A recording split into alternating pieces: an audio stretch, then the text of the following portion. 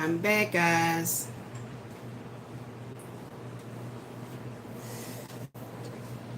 What's wrong? What happened? What happened?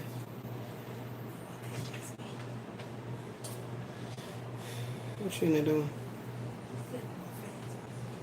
You bought the fan? Yeah. It came in already? No, I'm talking about that circulating fan. That fan ain't came in. You bought it though? Yeah. Hmm. I'm talking about the circulating fan. You know, I got that closed up. Okay. Control it doesn't here wiping down. All right, I'm back. Let's get into this. I think I need another battery. I do. Ma'am, my fingers. Can you just... Never mind, I don't. But the bag is busy right here in the desk. Right, but my right The hand... reason why I'm saying it is because you got the computer right there. Did you done with it? No, I'm not done with it. Okay, I'm still organizing. You know what? Don't start none. It won't be any. So anyway, the planetary ruling energy is... Let me show y'all.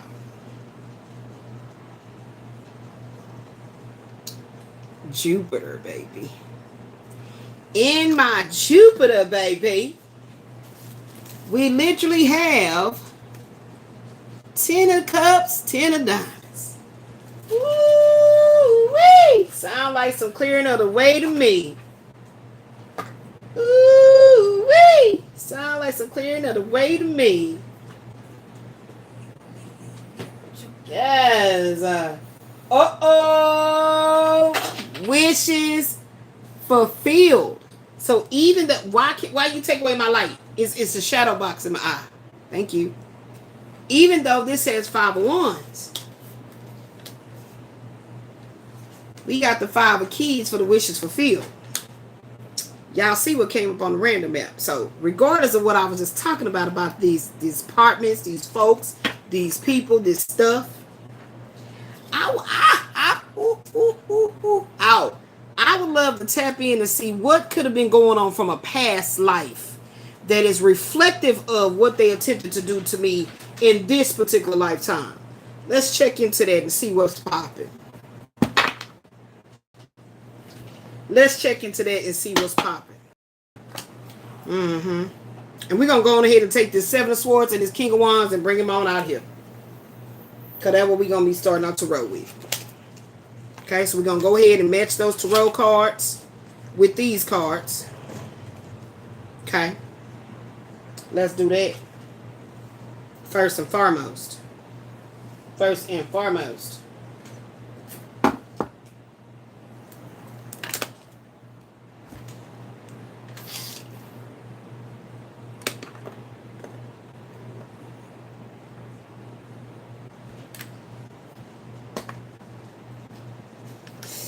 Oh, everything I do, I have to be careful because of my thumb. Hurts.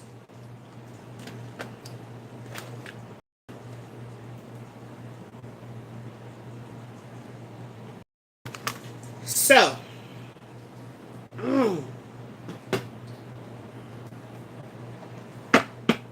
we got the 4 keys clearing away. So Queen of Keys is having this energy cleared away. What is this 8 of Forces? Lightning in reverse.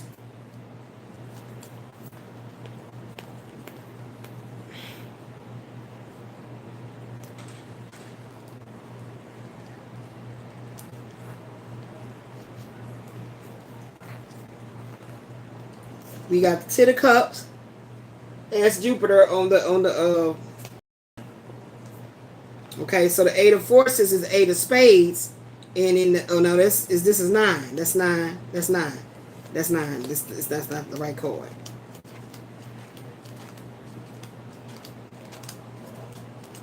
And we got the 10 of Pentacles. And we got this in Jupiter. It's in Jupiter. Let's get out the Jupiter card. This is how I have manifested a whole new life and risen above anything that the agents of chaos try to do to me. Okay? Jupiter is a spiritual and financial material benefits. So again, if you look at the mukbang and listen to it through, see what I was talking about. Okay? So just to show you the power. Praise be to the Most High. To God be the truth. Okay? Let me finish getting these cards up here. We're going to go and get into it.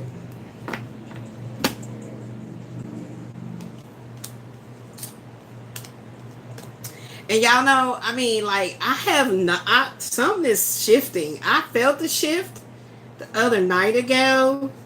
Actually, whatever that, Janae, can you tell me the date that we went to Triple Crown? Midnight. That was the date that I felt the shift. Please tell me that, babe. Please go and look at, remember I told you don't throw them programs away. That Triple Crown program where we went to midnight. I need the date. That's the date that I felt this shift. Like I felt the shift move through my body. 5 of Wands, it's here. Okay? I'm matching the tarot with the cartomancy. 5 of Wands is here. Okay? 8 of Swords. So this 8 of Forces will be you being like this, but it came out in the reverse. Okay? Okay? Just showing you guys what that card means. All right?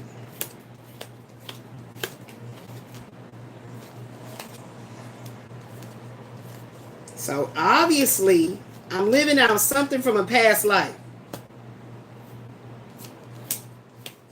Ace of Cups. It's here. King of Wands. April 25th, I felt the shift. King of Wands. Thank you, beloved. Okay, hold on. Let me write that down. April 25th, I felt the shift.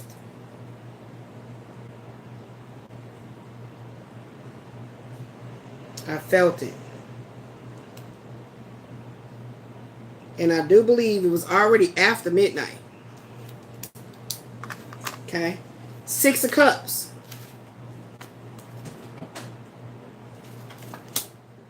And we got the 7 of Spades or 7 of Swords. I don't think that I passed it up yet.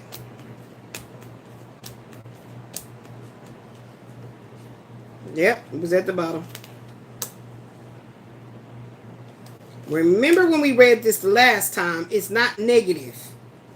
It's not that's why I'm saying that all this bullshit that I have been subjected to. And then my daughter, when she came in, when she poured it in 9 to 5, she became subjected to it because the apple don't fall far from the tree, and knew that I was going to be the generational curse breaker. By the way of doing what? Telling the whole truth, nothing but the truth. So help anyone that comes up against me. Gotta go through the G-O-D. Gonna fuck around and find out just what I be meaning when I say don't cross me. Okay? Don't cross me wrong. So anywho, we got that out here now, right? I already got the 10 of Cups. Okay? Now, all this is going to be read in Jupiter energy. That's what it said. That's what it said. So this does have something to do with the man being deceptive. Straight up. I have not had any sexual relations with a woman in this lifetime, so this is a man. Okay? I know how they be telling y'all to say tarot don't have no gender. 5 of Wands, there's been a conflict. Why? Because I don't want a new beginning with this King of Wands. No new beginning, no continuations. Okay? I came in as a free agent, but this is somebody from my past. So this King of Wands energy could be from the past, but it feels like something from the past is going to be rectified this lifetime with this Ace of Cups. Okay? Okay? Wishes will be fulfilled. Now, what I'd like to do at this point in time is to see what is the shadow talking about. The shadow tarot. Because obviously it's about something lingering. Okay? Because just because it's not the Five of Cups, it's still an issue. And it's about passion because it's the wands. It's the fire element.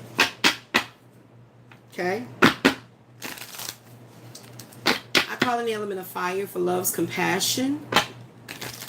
Water for the soul's purification. Air for the flow of communication, and earth to ground me in the healing protections and provisions of my ancestors, my guardian angels, the cosmic elders, and the divine feminine spirit that created us all. I'm calling in the councils of the highest white light to make my messages plain, crystal clear in Christ consciousness name. Jesus, also known as Yeshua, the real one. All right, let's see. Show me what's in the shade. Nine of Swords. Nine of Swords. What thoughts keep repeating in my mind? So that's why I have to talk about the game, because why would I every single day, nothing is going on in my physical body, I'm able body, I'm strong, why would I not be in the society working for the presumed wealth, working towards the presumed wealth? Because they state that in the Americas, if you work hard, you shall reap what you have sown. But because you are a black goddess,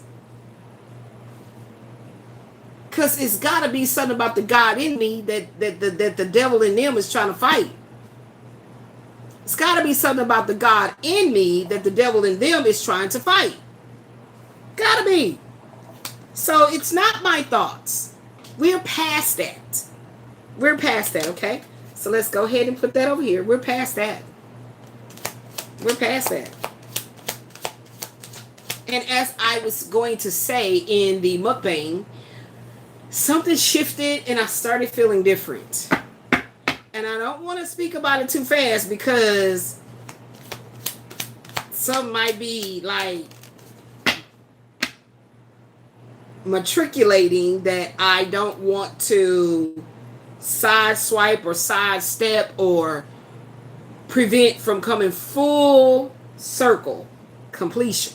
So I'm not going to speak about what I feel when I felt that shift, and like after I felt that it was like it was a force field that moved through me. It was like, oh, I don't know how to describe it other than it was like going on being on an elevator and going up to a certain floor, not fast, because then it'll kind of like make your stomach drop and you feel sick. I know I'm like that in elevators, but going of a certain speed where you couldn't not realize that you're going up, as well as like it's an elevator that you can see through and you can see how you're going up. So it's like it gives you a certain sense of feeling elated, like high. And then next thing you know, you'll see that you started to settle down and get grounded. So that's the energy shift that I felt, the force field that was going through my body on April 25th. So what happened at that time? Was that the pretty much the prelude to this new, right, I'll say that. It was the prelude to the full moon of Scorpio, okay? The flower moon that we just went through. And guess what else came out? The star. The star. What hope am I afraid to trust? I love these cards. They evoke true thought, and therefore how can I say, they're going to evoke not true thought, true feelings that's going to give you the ability to see thought patterns. So that's how I knew that this wasn't my energy. I'm not in a Nine of Swords energy in a sense of complete and utter dread, and that's what the force, the powers that want to continue the narrative thereof. Okay? So how do I not think that even as Christ carried the cross, the crucifixion, so shall I, the star. Because I keep asking, well, who am I? Why would I be under some type of government surveillance? Why would I be jacked around with like that? The star comes out. Aquarius. My rising is in Aquarius. Rising star. Two of Cups is on the bottom. Two of Cups is on the bottom. But we ain't taking it unless it jump out. What's going on here? I'm here. I'm at work. I'm ready to do my psychic intuitive counseling session.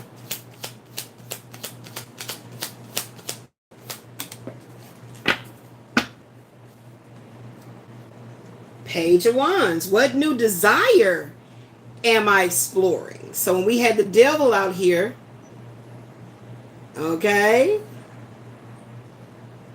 what new desire am I exploring? Is it to become that rising star? Aquarius. Okay. What I'm trying to do here is see who is this King of Wands and why is there still some trickery, lying, and deceitful shit going on. Eight of Cups. There it is. Can't make it up. Because you have stated that, Divine Feminine, you have stated that you no longer want to go back to this. This King of Wands, this is his energy. What the fuck was that? Did you?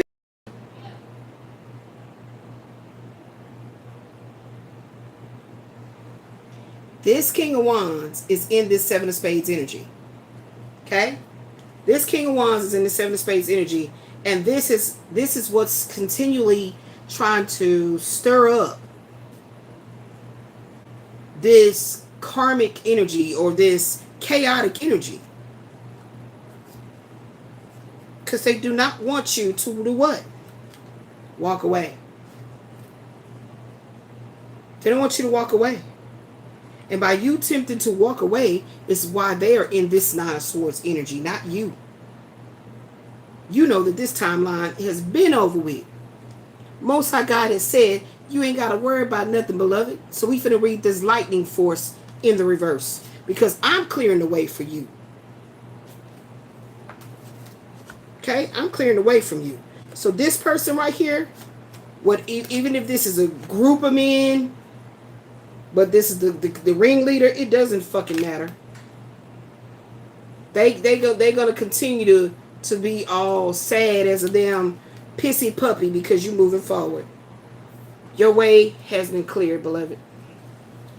Your way has been cleared from all this bullshit. That's right. That's right. That's what it was. And that could literally be government. This King of Wands energy could just literally represent the government. I told you guys, I don't spend a lot of time trying to identify. Okay? All I know is that I didn't orchestrate it. It's not coming from my thoughts. Because this is the reason why you must add in the amount of time that you suffer. Okay? You must add that in. All right? So you are thinking about bigger, better things. You're thinking about creativity. You're thinking about just like all these different artistic ideas and things you've been wanting to do until you were decorating, all kind of things. It is there for you to have. It is there for you to have. It is there for you to explore. And this was all about them playing a game with you to make you feel like you didn't have the goods. And the Most High God is showing you you are the star. Okay? All right? So let's talk about this lightning bolt in reverse.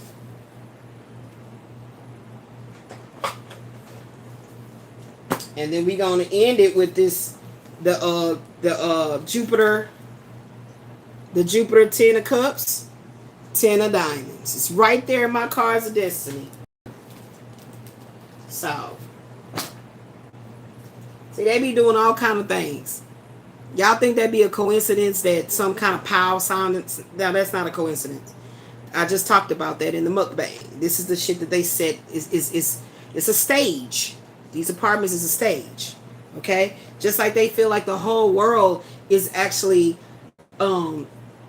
staged in a way that once you really wake up, you can't unsee it. You know what I'm saying? You can't. That's why a lot of people go through certain shifts within their consciousness that causes them to be angry and have outbursts, because when they realize they've been lied to, that's how they process it in their heart, and their feelings is hurt to where they lash out. Okay, and this is happening in all kinds of ways, not just with people that have been cyber stalked, gang stalked, and targeted from the moment that they came out the womb. This is happening in families, and it could just be with, you know, lovers lying, and all kind of stuff is happening on this planet of people waking up to the bullshit. Straight up, that's what it is. Y'all know I don't give it to you with, you know, with any kind of a watered down. You know, you're gonna get it straight, no chaser. Okay, to God be the truth.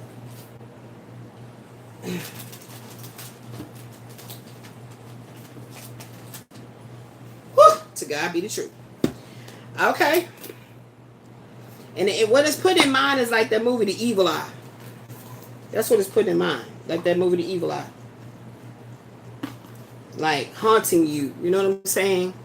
So the Akashic Tarot, we're reading as Eight of Forces, the lightning in reverse.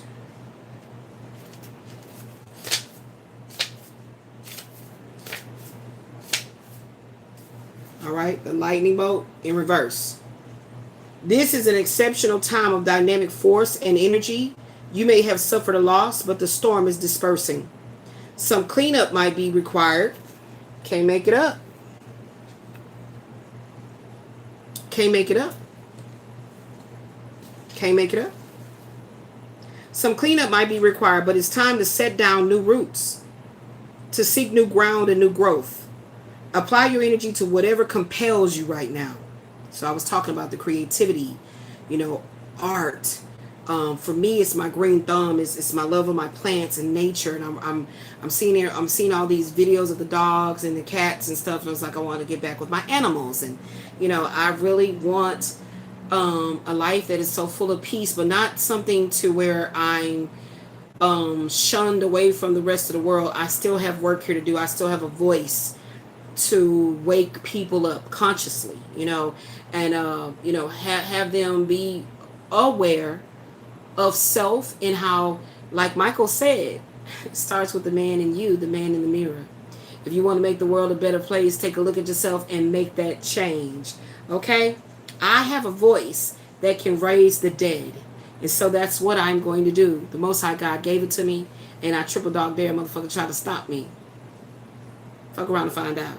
And here it says, apply your energy to whatever compels you right now. When this card is reversed, a bolt of lightning reaches up to crack the heavens. It is nothing less than the divine power that moves through you and rises up from the depths of creation. Own it. It's a force that can help you light up the earth. Where's the star card? Where did it go? Is it? Yeah. Where does it go? Where is it? Oh, yeah. That's why it was hard for me to see, because it was in the shadow tarot. It was in the shadow tarot. What new desire am I exploring? What creativity? The Page of Wands. Okay? So you can't make it up. The Akashic Force reads, imagine a lightning bolt striking nearby. Did y'all hear that gunshot or that whatever the fuck that was? Leaving some destruction in its wake. Now close your eyes and with a deep breath, feel the energy of lightning stir within you. It's almost as if the finger of God is yours to employ. I love it. How do you want to direct this energy in your life? I keep telling them, keep fucking with me.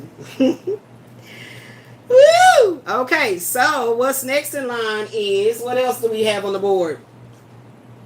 How did that one? Okay, we already did this one. It's still out. Okay. What else is here on the board?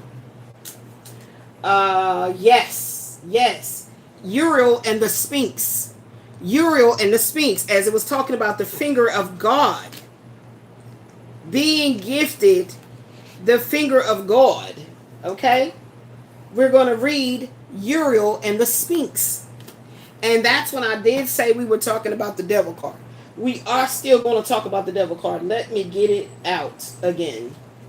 It may not be far deep into this. We're going to get the devil card out. So okay, yeah. We were going to talk about the Wheel of Fortune and this devil. Okay, that's the card we were going to get out. Okay? Because there's a Sphinx sitting at the top. Now, I teach you guys all the time of how to empower yourselves through the tarot and read what the energy is telling you for yourself before you seek out what others may try to influence your thoughts and project upon you, what they want you to believe or receive as truth. I don't like to use the word belief, but to receive as truth, that's a projection of their own perceptions, any sort of distortedness that they could have happened within their own life, and therefore how they're perceiving it, how they would give you a reading. That's why I don't call my stuff readings. They are psychic intuitive counseling sessions. And I'm not doing it for the general public. This is a personal channel. So whatever you learn and receive as truth, that is for you, beloved. That's my gift. Okay? So now let's go in here. I will show you guys where I go. Okay? So I'm going to be going to my site that I go to all the time. And it's called Merchant Tarot Meanings. Merchant Tarot Meanings. I haven't been there in a while. Okay? Because like I like to tell my daughter all the time, there's more than one way to pluck a chicken. Okay? So Merchant Tarot Meanings. And it looks just like this. So when you type it into Google, and then it's going to show up like this with the AI version of it. And then it's right here. I don't know why that light is doing that weird shit. It's right here. And it's going to look like that. Okay? So we're going to go ahead and we're going to get the Wheel of Fortune. That is a major arcana. And we're going to talk about it. Because if you go watch 48-3, you will see these cards already came out. But because I like to clear the energy on purpose just to see how spirit be moving so strong with the, how can I say, the positive narration of your life. Okay? The positive narrative. Okay? No matter what the hell try to knock you off of your post. It says the Wheel of Fortune. The better than the game show, the Wheel of Fortune tarot card illustrates the ups and downs of life. While previous cards represented that which we can control, this Wheel of Fortune card represents what we cannot control. Life is constantly moving and we must move with it. Instead of enacting your own will, open up your mind in the possibilities that are beyond your will. All right? Now, point 1 is the Sphinx.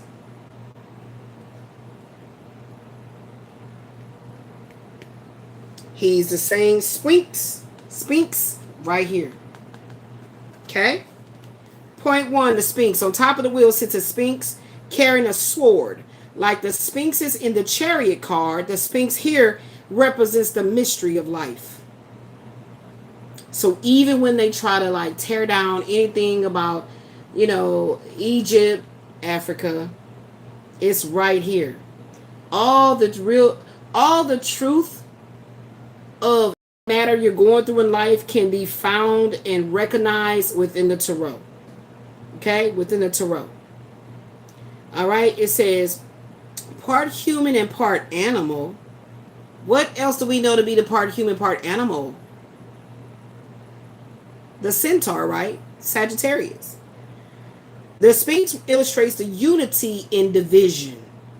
By carrying a sword, the Sphinx establishes itself as the authority leader on the card. So, with that being said, I can also know how to mastermind this and transmute it to say this is a leadership card.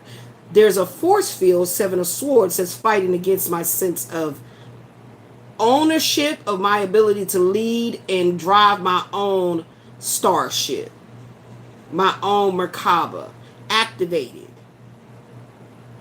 Right? So nobody is going to tell me lies, tell me that that shit is not shit and it's actually chocolate souffle. No, that's shit. You eat it. Okay? Okay? See how I flipped the script on that real quick. Okay.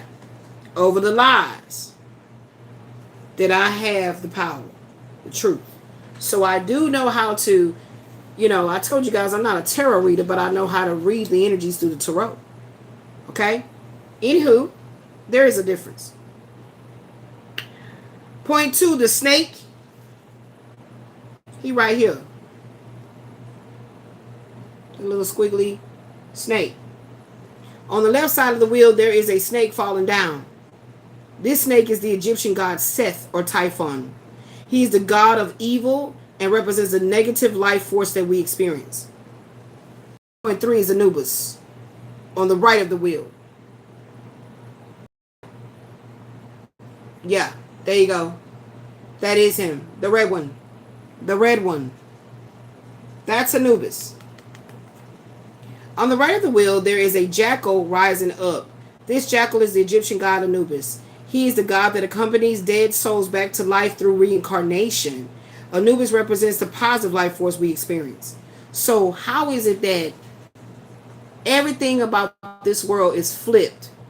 It's inverted.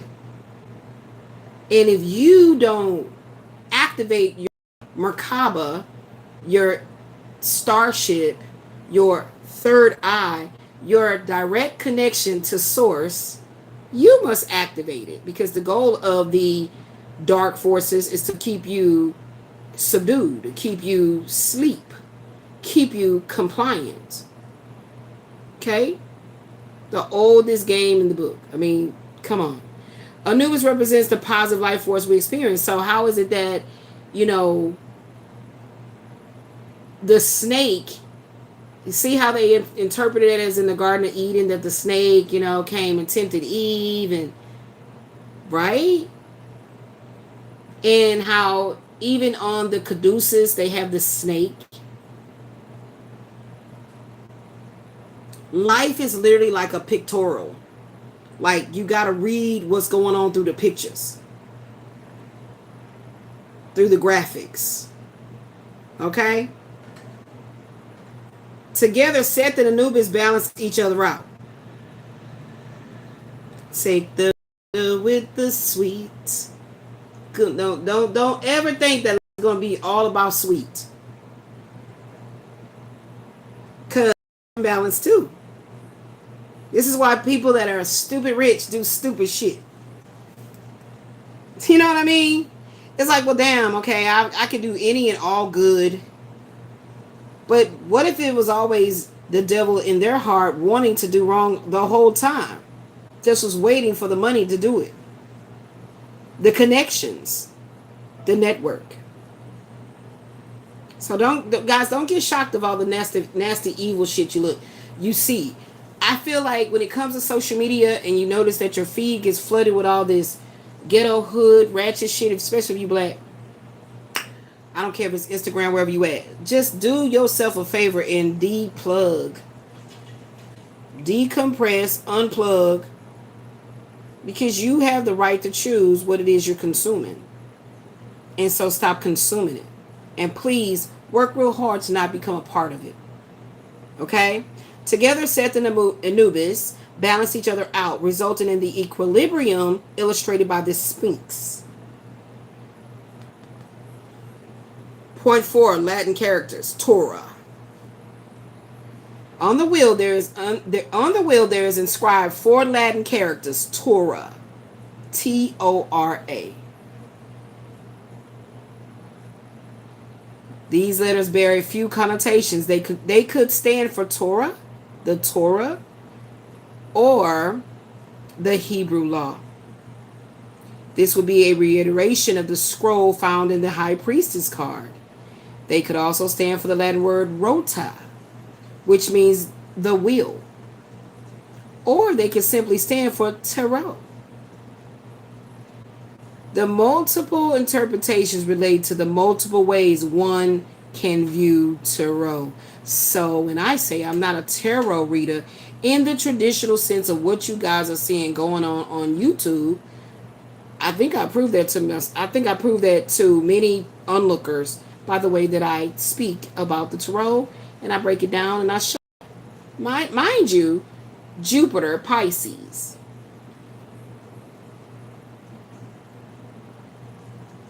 Okay, Jupiter Pisces. So that the energy we're reading everything in today in the cards of destiny is going to be under Jupiter. That's what came out. I showed you that already, right? So there's multiple ways that you can go about understanding what's your true destiny in life.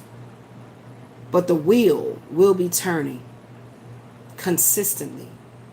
It doesn't actually stop, although there's mind altering things that they do, and it's chemicals and it's organisms and it's viruses and it's all kinds of stuff.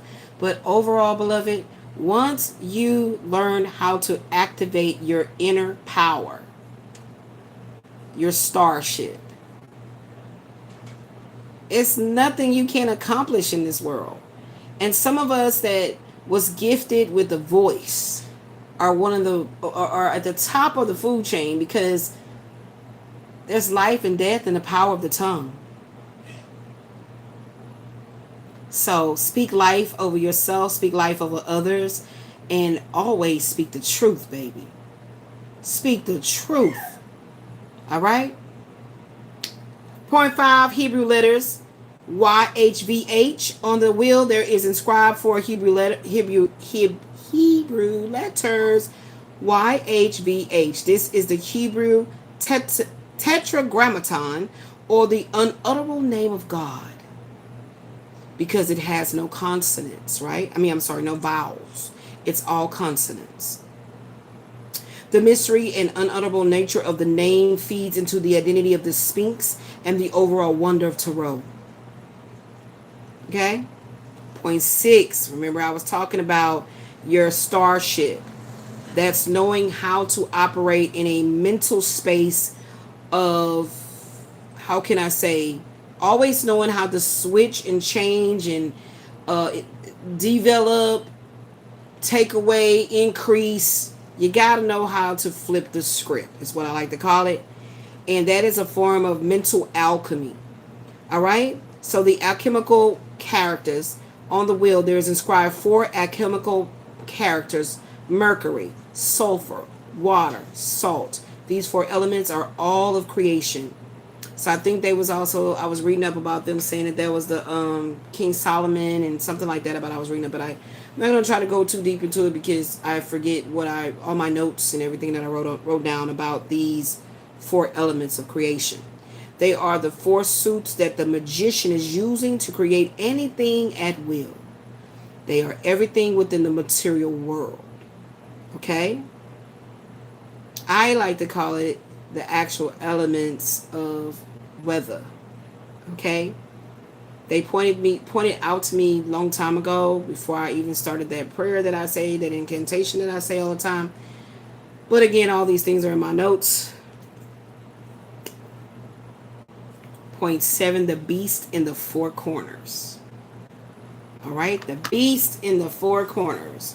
There's one, there's one, there's one, and there's one. The 4 beasts in the corners can either represent 4 zodiac signs: Aquarius, Scorpio, Leo, and Taurus, or the 4 evangelists: Luke, Mark, John, and Matthew. In any case, they are all reading the book of life and will spread its message of mystery to the 4 corners of the world. So, in an upright, the tarot will be putting you in the mindset of money, right? In the upright. But this is what the Merchant Tarot meanings have written for it. An upright wheel of fortune reminds us of life's karma. Life is constantly moving from bad luck to good luck. If you have been going through a tough time lately, remember that things balance out in the end. If you have been going through a prosperous time lately, remember to be humble, for it might be eventually. The wheel of fortune is a reminder that we do not control things in life, we experience them. Open up your mind and take what life gives you with equal gratitude.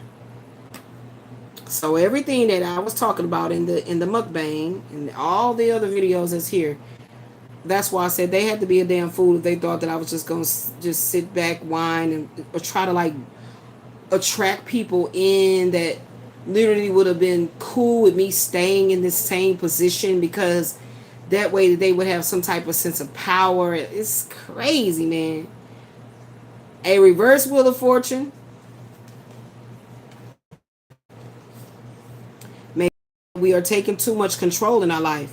As the story of Icarus reminds us, there is folly in ambition.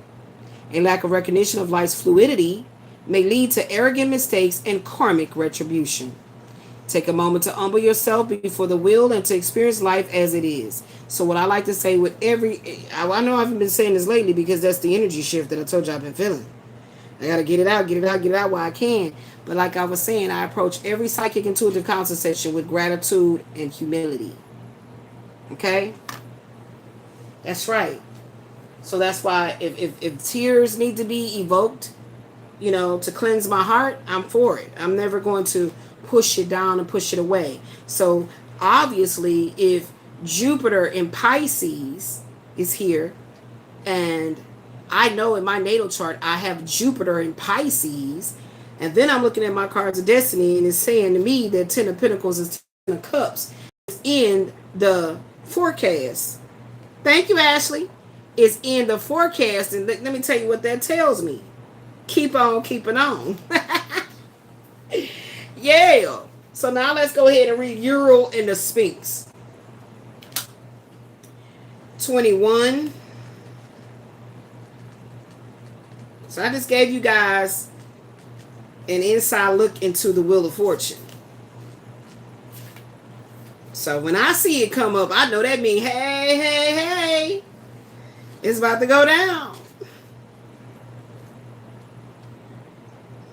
In a big way. All right, Ural and the Sphinx. The Archangel Ural stands before the Sphinx under a full moon.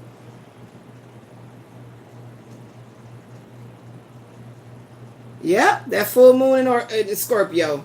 The Sphinx is usually shown with the body of a lion, indicating strength and the head of a king. I told y'all where you at. Told y'all. Told y'all. See, my daughter realized, she understands 8 on the clock is faded, baby. She understands I'm going to pour into the ministry. The ministry is healing. The ministry is truth speaking. That's how the healing got activated. That's how the starship got activated. Through speaking the truth. Okay? And she's realizing that we gotta pour into our own ministry. We gotta go get the wood. We gotta build our own, house up. Okay, we're gonna learn. We're gonna see, how do we redesign this part of the house. How can we expand Jupiter energy? How Jupiter is about expansion. How do we expand? So we pay ourselves. That's my daughter. But she understands the bigger picture. But more than this, hold on, I want to skip. The Sphinx is usually shown with the body of a lion, indicating strength, and the head of a king, showing authority and intelligence. But more than this, the Sphinx represents the enigmatic and inscrutable, the silent holder of truth and the ancient mysteries of the world. Here, the Archangel Uriel connects and confers with this great source of mystery. This card shows that it's time for you to do the most important and possibly the most difficult work in your life. The digging and inner discovery that takes you to your deep self and your deepest power. Even the Sphinx has had to be dug out many times from the blowing desert sands that buried it up to its neck. And you must dig diligently too. You may have to chip away. Remember I told you guys I had to get mine off the rock? I think I'll be just saying shit. You may have to chip away at the rock-like substance of your old beliefs and histories, past lives, so that you can get to the truth inside. But don't worry. You have begun already, and you've made considerable inroads. There's also someone here to help you, Archangel Uriel. I put my angels back up, back on. I don't even know which ones I'll have on here. I can't see that little writing. But this is my archangels, okay? Where was I at? There's also someone here to help you, Uriel, whose name means the fire of God. You can work directly in your meditations with this archangel for self-understanding, transformation, and guidance. Also, be on the lookout for someone in your daily life whom Uriel has sent. Oh, shit. Is this him? I ain't met him yet. I ain't seen him yet. He ain't called me. He ain't emailed me. He ain't came through the live. I haven't met him yet.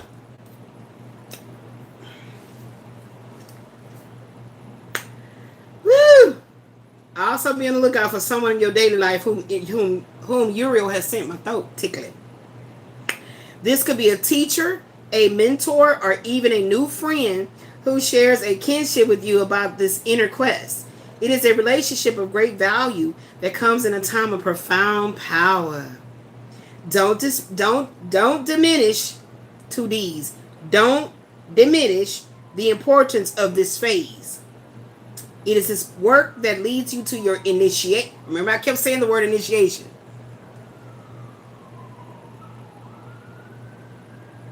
Hold on.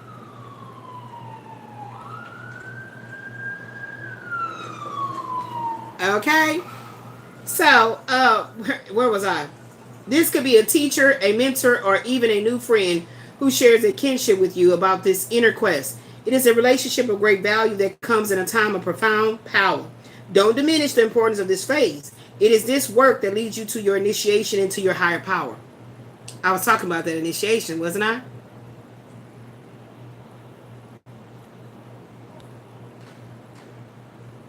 Okay. Happily, there is still someone both in spirit and in the physical world who can help. Find the kindred soul who shares your quest and open to the Archangel Uriel. Make these relationships in your inner work a renewed priority. You have always been and will always be the most important job you will ever have. Dig in.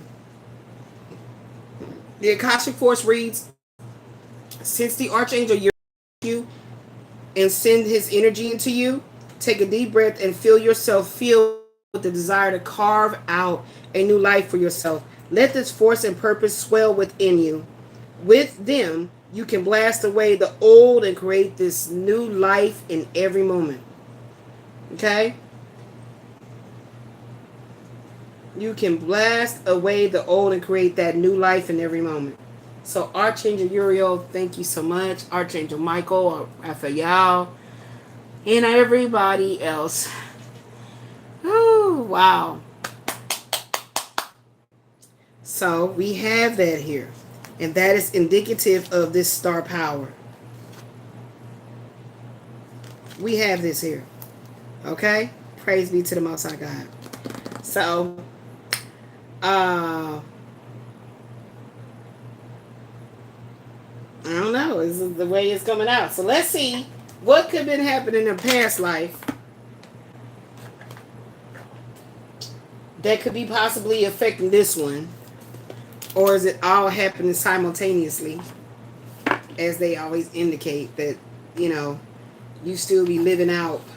Oh, I remember I made a spin the wheel for this.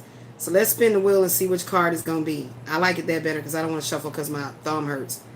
So we're going to go ahead and spin the wheel. Let me find the one that's for the past life.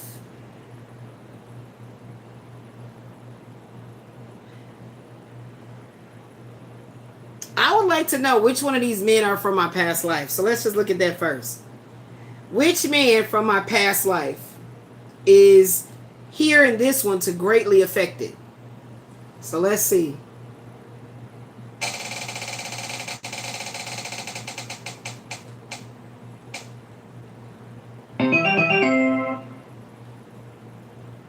Okay, I can probably believe that because I got a baby with him. So he was significant.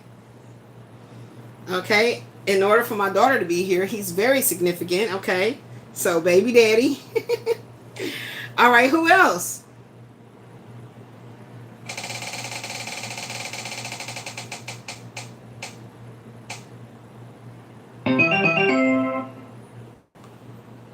Terrence. He's the ex-husband.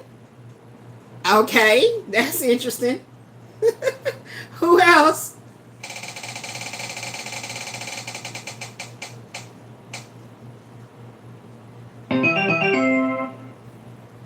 Oh my gosh, Michael Wayne.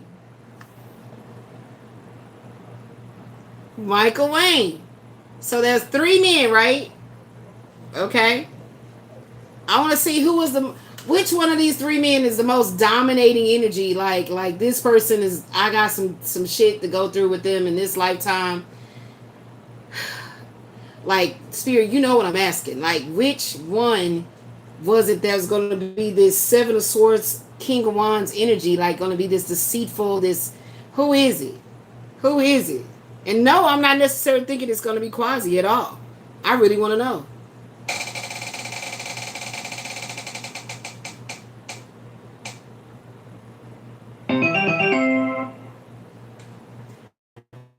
Michael Wayne has come up again. He came up again. I can't make it up. Okay, y'all saw it. Quasi didn't even come up. Okay. Oh my God. So let's go ahead. Let's go ahead on. That was a commercial, and find the past life oracles. That shit crazy. Okay. So here's the past life oracle here, and I have it all numbered. So let's see what number comes out. And the goal of this is to find out what is something that was very profound in a past life that's affected me in this life. Okay?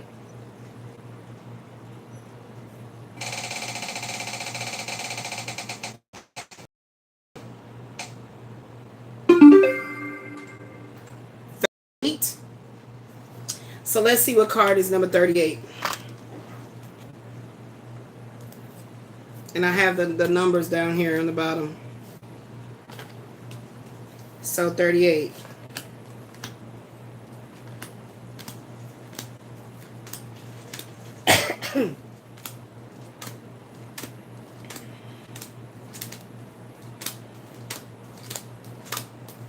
What is something that I dealt with in a recent past life that is affecting me in this one?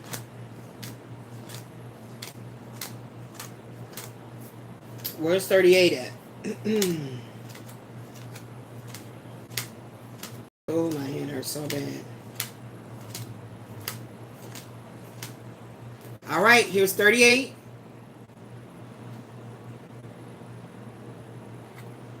Lessons and blessings. I 1,000,000% agree, right?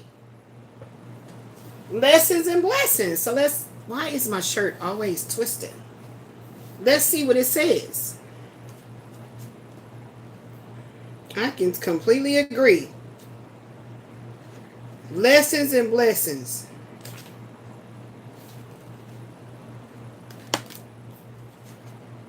Yeah, 38.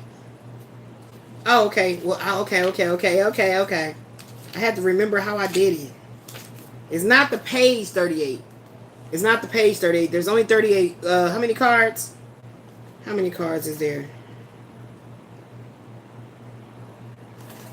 It's not that many cards, so it's the way that I label them. Anyway, so I have to look for it based on the... See, because actually, Lessons and Blessings is page 58. So it's the way I numbered the cards. I just put sporadic numbers on them purposely. You drew this card as a sign that the situation you're currently experiencing is a result of prior lifetimes. Take a look at the other cards that you drew along with this one to get a sense of where or when that life occurred. Okay. This card means that you learn important lessons which are bringing blessings to your present lifetime. Congratulations. You mastered how to turn painful events and memories into growth experiences. You can apply the same strength to every area of your life. So let's go in and look and see if it's going to give me a time frame like Asia. I don't think it has Africa, Asia, Celtic times, Christ times, whatever. Let's see if we get a time of when this happened.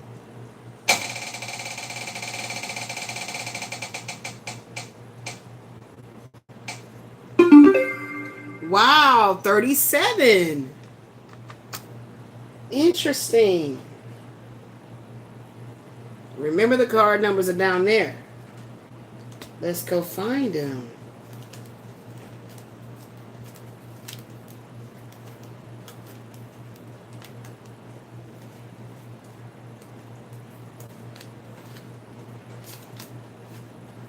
This is interesting. 37. Orphan. Oh my goodness. Orphan. Interesting. So is this not my real family? Orphan.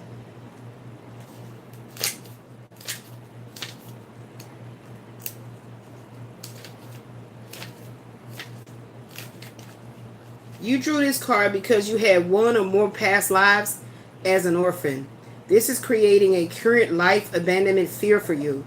In those lives where you didn't have your mother or father's protection, love, or support, you develop great strength and inner reliance, which continues to help you in this life. However, you may have also developed survival skills that are double-edged. These coping mechanisms help you get by, but they also blunt your heart and emotions. Most likely, this card is a reminder to acknowledge that your true mother, father is God. Facts. Facts. Oh my goodness, to God be the truth. I'm not shocked by any of this revelation. It's not a revelation to me. You're also reminded that you have a family of choice consisting of friends and other loved ones, including your pets. Told you guys I'm trying to get back to my pets. In spiritual truth, it's impossible to be an orphan. In spiritual truth, your true heavenly parent is always with you. If you do tend to isolate yourself, you may benefit from seeking compassionate support from a 12-step emotions anonymous group or a qualified counselor. A 12-step emotions anonymous group? Never heard of that. I might look into that. Maybe that's where I'm going to meet my new husband.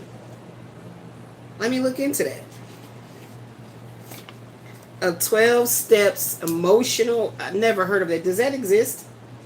12-step emotions anonymous group.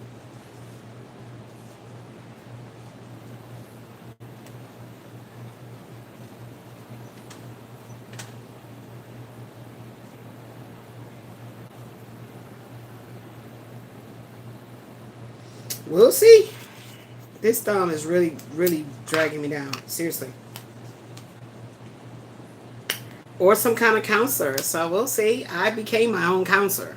When they start playing weird ass games with me, with that shit, I counsel everybody else. Why not pour the wisdom unto myself?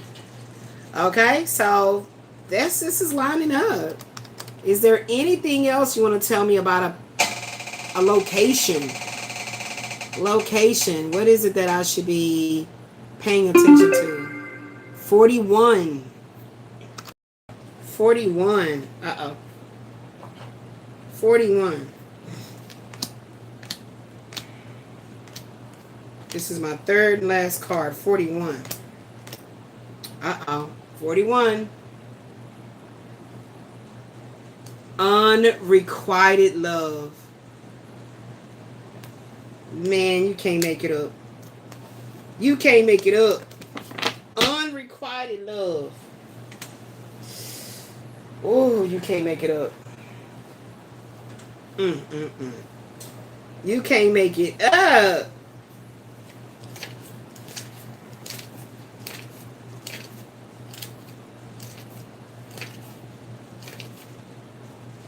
That damn Michael Wayne.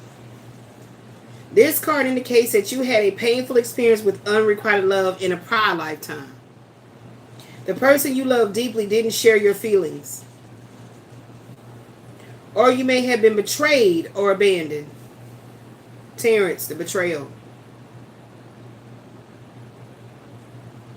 I went through those abandonment issues too. I can say that with my mother. No matter how close I assume we were lifetimes apart. This individual may be in your present life. Michael Wayne, he came out twice. These experiences of unrequited love may be negatively affecting you right now. For example, you might distrust your lover's intentions or his or her ability to make a monogamous commitment. Sometimes those doubts have a basis in current reality. However, romantic insecurities can also be a product of prior lifetimes. How can we heal it this lifetime and get on with it? Like, I don't want to do this. When that occurs, the unconscious insecurities are difficult to pinpoint or heal unless they're consciously realized. This is where irrational jealousy and neediness may actually ruin an otherwise good relationship. Sometimes the best cure in past life regression for couples, sometimes the best cure is a past life regression.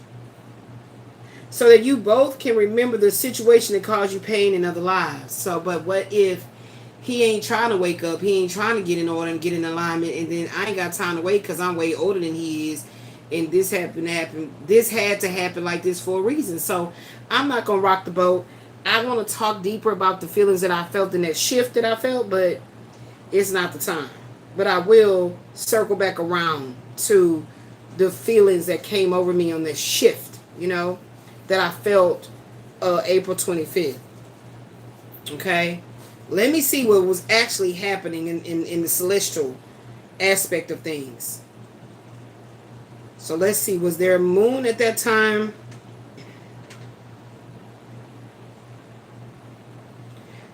What happened? No.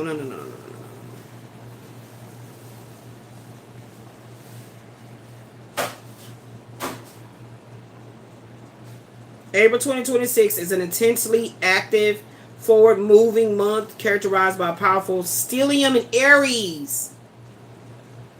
Powerful stellium in Aries and no retrograde planets, creating a destiny reset. Oh my gosh, that's what I felt. I'm telling you. Oh, it was a destiny reset.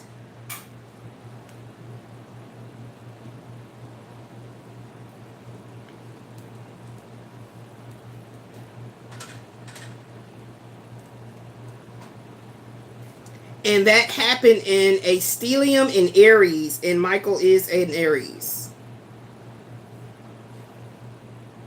One of the worst that I ever could have actually met. Honestly.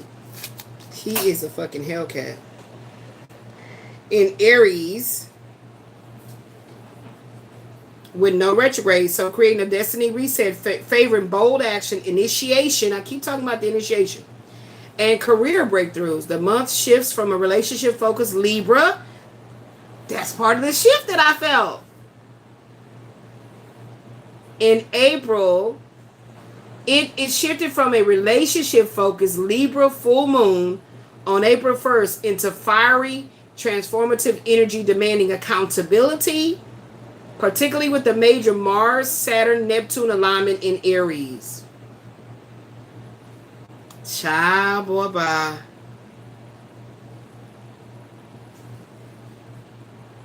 Makes sense. I felt it.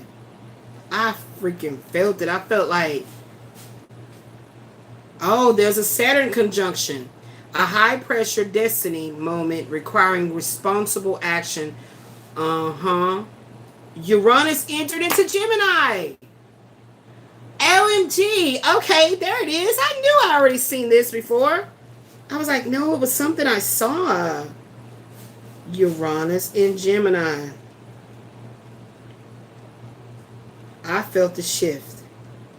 I felt the shift, man. I'm telling you. Shift. Ciao.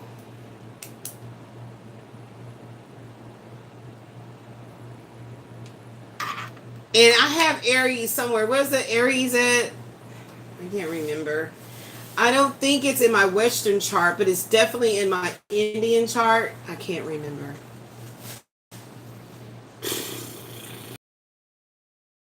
That the Western chart, I start to forget the Indian one. You know, as far as placements go. So that unrequited love is here. Yep. Six of Cups, Ace of Cups, unrequited love. And that's the reason why I went through this whole thing with children. When I be saying I don't play about my children. I don't play about my children. That makes perfect sense. Perfect sense. Like clarity, right? So let's talk about this wishes being fulfilled. Wishes being fulfilled. Let's talk about, right now shit feels like it's up in the air. But wishes will be fulfilled. Shit is up in the air right now. Let's talk about that when it comes to this unrequited love. Yeah, and clearing the way. That was been under this orphan card right here. Okay. Way. But shit was feeling like it's up in the air, but something's going to be moving. Something shift. That go to shift right there. There it goes right there. Okay.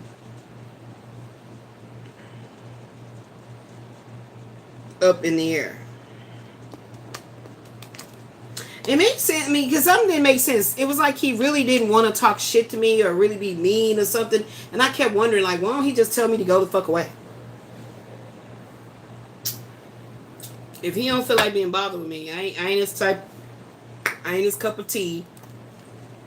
I ain't his, I ain't his type of hype no more. Like, just say that shit. What you think I'm gonna be like? Want to do something to you? Say something back? No, you gonna help. But it's like something he couldn't do. He did it by playing these stupid ass narcissistic, sociopathic ass type games. Okay, that's what he did, and that's not far removed from who he was in the last lifetime. I told his ass that's who he was last lifetime. Y'all know that song "Papa Was a Rolling Stone." Wherever he said his hat was his home. That's who Michael Wayne's character was last lifetime. Y'all know that movie Cadillac Records? The role that Gabriel Union played, that was me in the last lifetime. Yep. So let's talk about this up in the air. See if it's going to trigger some memories. Something to come forward. 18 up in the air with the hot air balloon. A man and woman gaze with anticipation at a hot air balloon in a bright blue sky. The balloon flies high above the hills, and the contents of the balloon's baskets are hidden from the view. Let me show you guys better. During this time of your life, there are aspects of an important situation that seem hidden from you. You may feel a strong, almost urgent desire to know how it's out. You can connect with your spirit guides and the Akashic records and ask for a little insight. But there are elements that are unknown and at this time unknowable. There's too much about this situation that is still up in the air.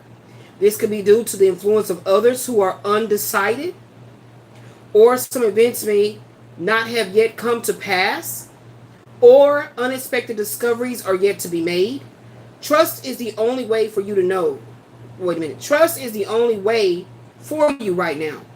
If you push too hard to know or to influence the outcome, you might push that outcome away. Let go of all urgency and give the situation to your higher infinite self, who will take care of it. Who will take care of it all. Time is required to know more about the matter. And time does not matter to your eternal self, whose power and love are always within you. For now, and indeed forever, what else do you need? Nothing but trust. The deepest knowing that all you seek will be revealed to you in the right time. And I feel like that could actually go with the lessons and blessings as well. Absolutely. The Akashic Force reads, take a deep breath and fill yourself with the power of trust. An outcome that you seek drifts in the distant sky, and though you don't know when it will be realized, peace is yours completely. You know that it's on its way. Do I? Okay. So I like that. What else do we have over here? Views of the ego. And the journey. So we're going to go with the journey because it's talking about trusting the progress. So let's go with that. And I would say the views of the ego. Let me skim this real quick. But from what I'm getting intuitively, you know, how we can get in our feelings and why do I have to wait so long and I want it now and all of that. So I feel like that's what that's going to say without reading. But I'm going to skim it to see if I'm on point with that feeling. Oh, I already read this before in the different picks. And let's go ahead and read the highlighted part. This card shows that there may be a thoughtless, selfish person in your life. Oh, I hate when that dude that be doing them shorts be doing that shit. That shit is annoying. That stupid ass sound. Oh, that shit. He might be having some good ass videos where he be going, oh, I flick it every time. It's annoying. Okay, here we go. Here he go right here. Who is he? Who is this person? Let's talk about it. This card shows that there may be a thoughtless, selfish person in your life, whether in a love, friendship, family, or business relationship. This person is self-absorbed and makes plans only in terms of how they affect him or her. This is Michael Wang. You may have lingered too long, repeatedly given to this person, even though you haven't received much in return. This is Michael Wang. You tolerated this dismissiveness because you kept hoping things would get better. Or perhaps you were too afraid to step away. Not scared. No, they're not scared. I was keeping hope alive. You are called now to be aware. This person is unlikely to change, and you may be delaying the inevitable. Take an honest look in your mirror. See how staying in this relationship affecting your future. There you go, right there. We're not talking about Quasi. That shit is dead and gone. We're not talking about Terrence because that shit is dead and gone. We know who this is talking about. Imagine yourself looking into a mirror and all you see reflected there is the God within you. Take a moment to sense that truth. Let this part of you be reflected in everything you think and you do. And every time you look into an actual mirror, see your divine self there.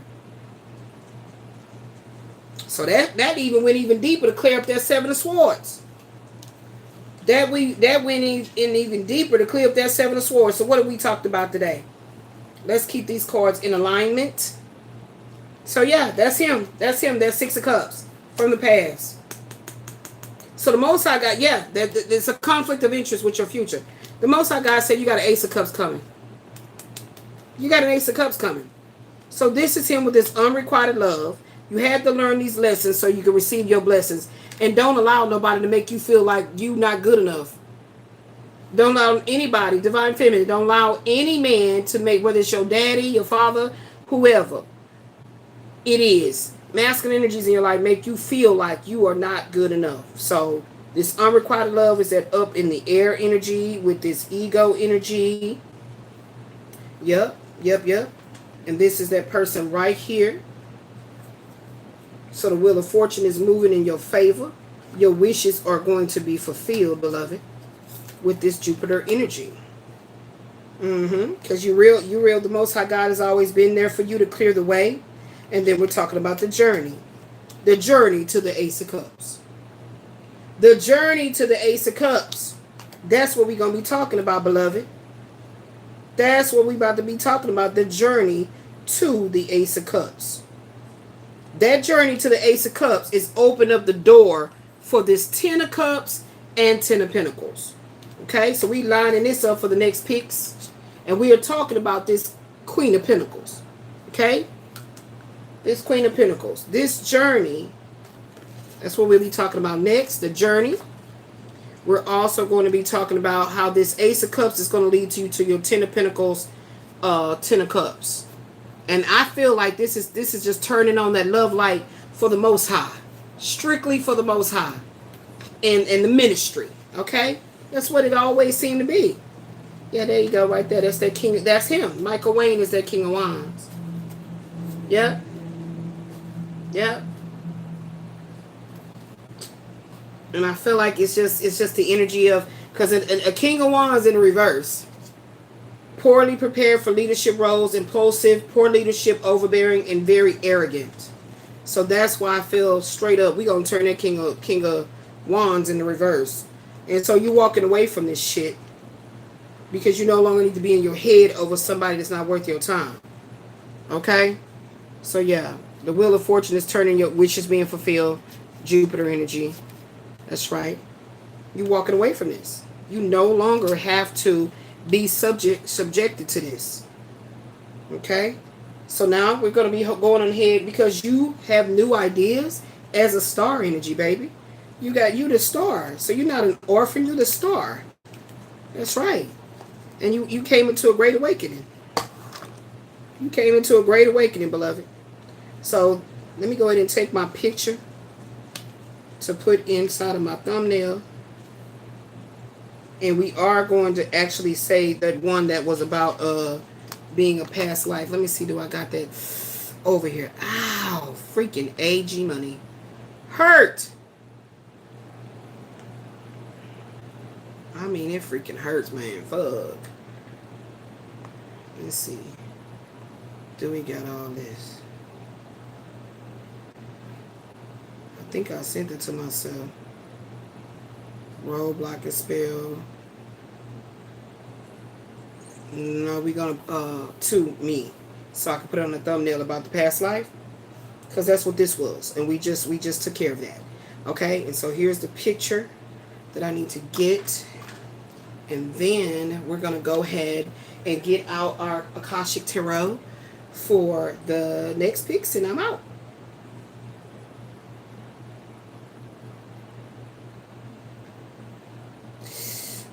My thumb hurt so bad. So bad, so bad, so bad.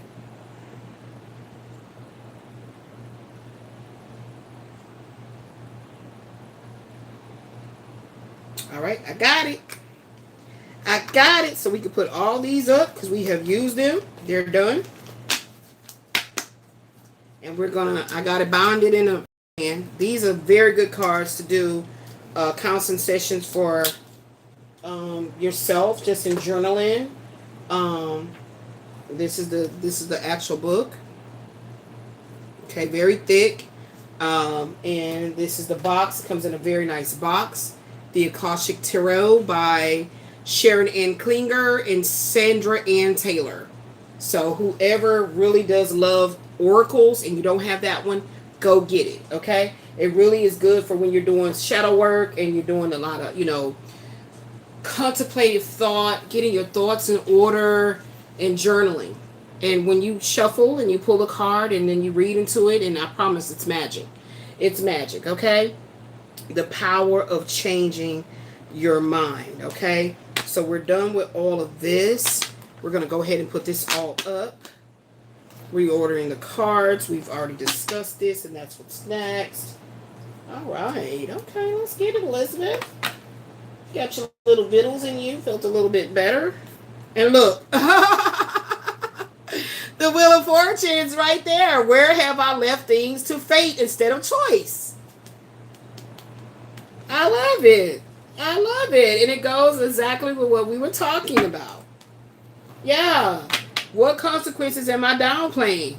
Yeah, that's what he was going to have to ask himself later on down the road, because if we had something to clear up in this lifetime, and if all it would have been, let's say, for example, if the Most High God said to Michael Wayne, oh, so you think the vagina is great, huh? Well, she's an awesome person. She has a great heart. Yeah, why don't you get to know her? And something in him pushed that shit down like, nah, I got this going on over here. I got this. I ain't got time for all that. But something kept making it feel like, I need to contact her. I want to be with her again. I don't know what I'm thinking about it. Maybe it was the sex. It was so good. I need to get that again. So he started looking at me as strictly great sex, right? In life, things started changing for me to the degree of that I did not think of sex in any kind of way, shape, or form as the jump off point of me saying I want to marry somebody, be with them long term, or anything of the such. So he needed to learn some things through sexuality and the expression thereof. And this is facts because I've already studied and researched his cards of destiny and everything like that.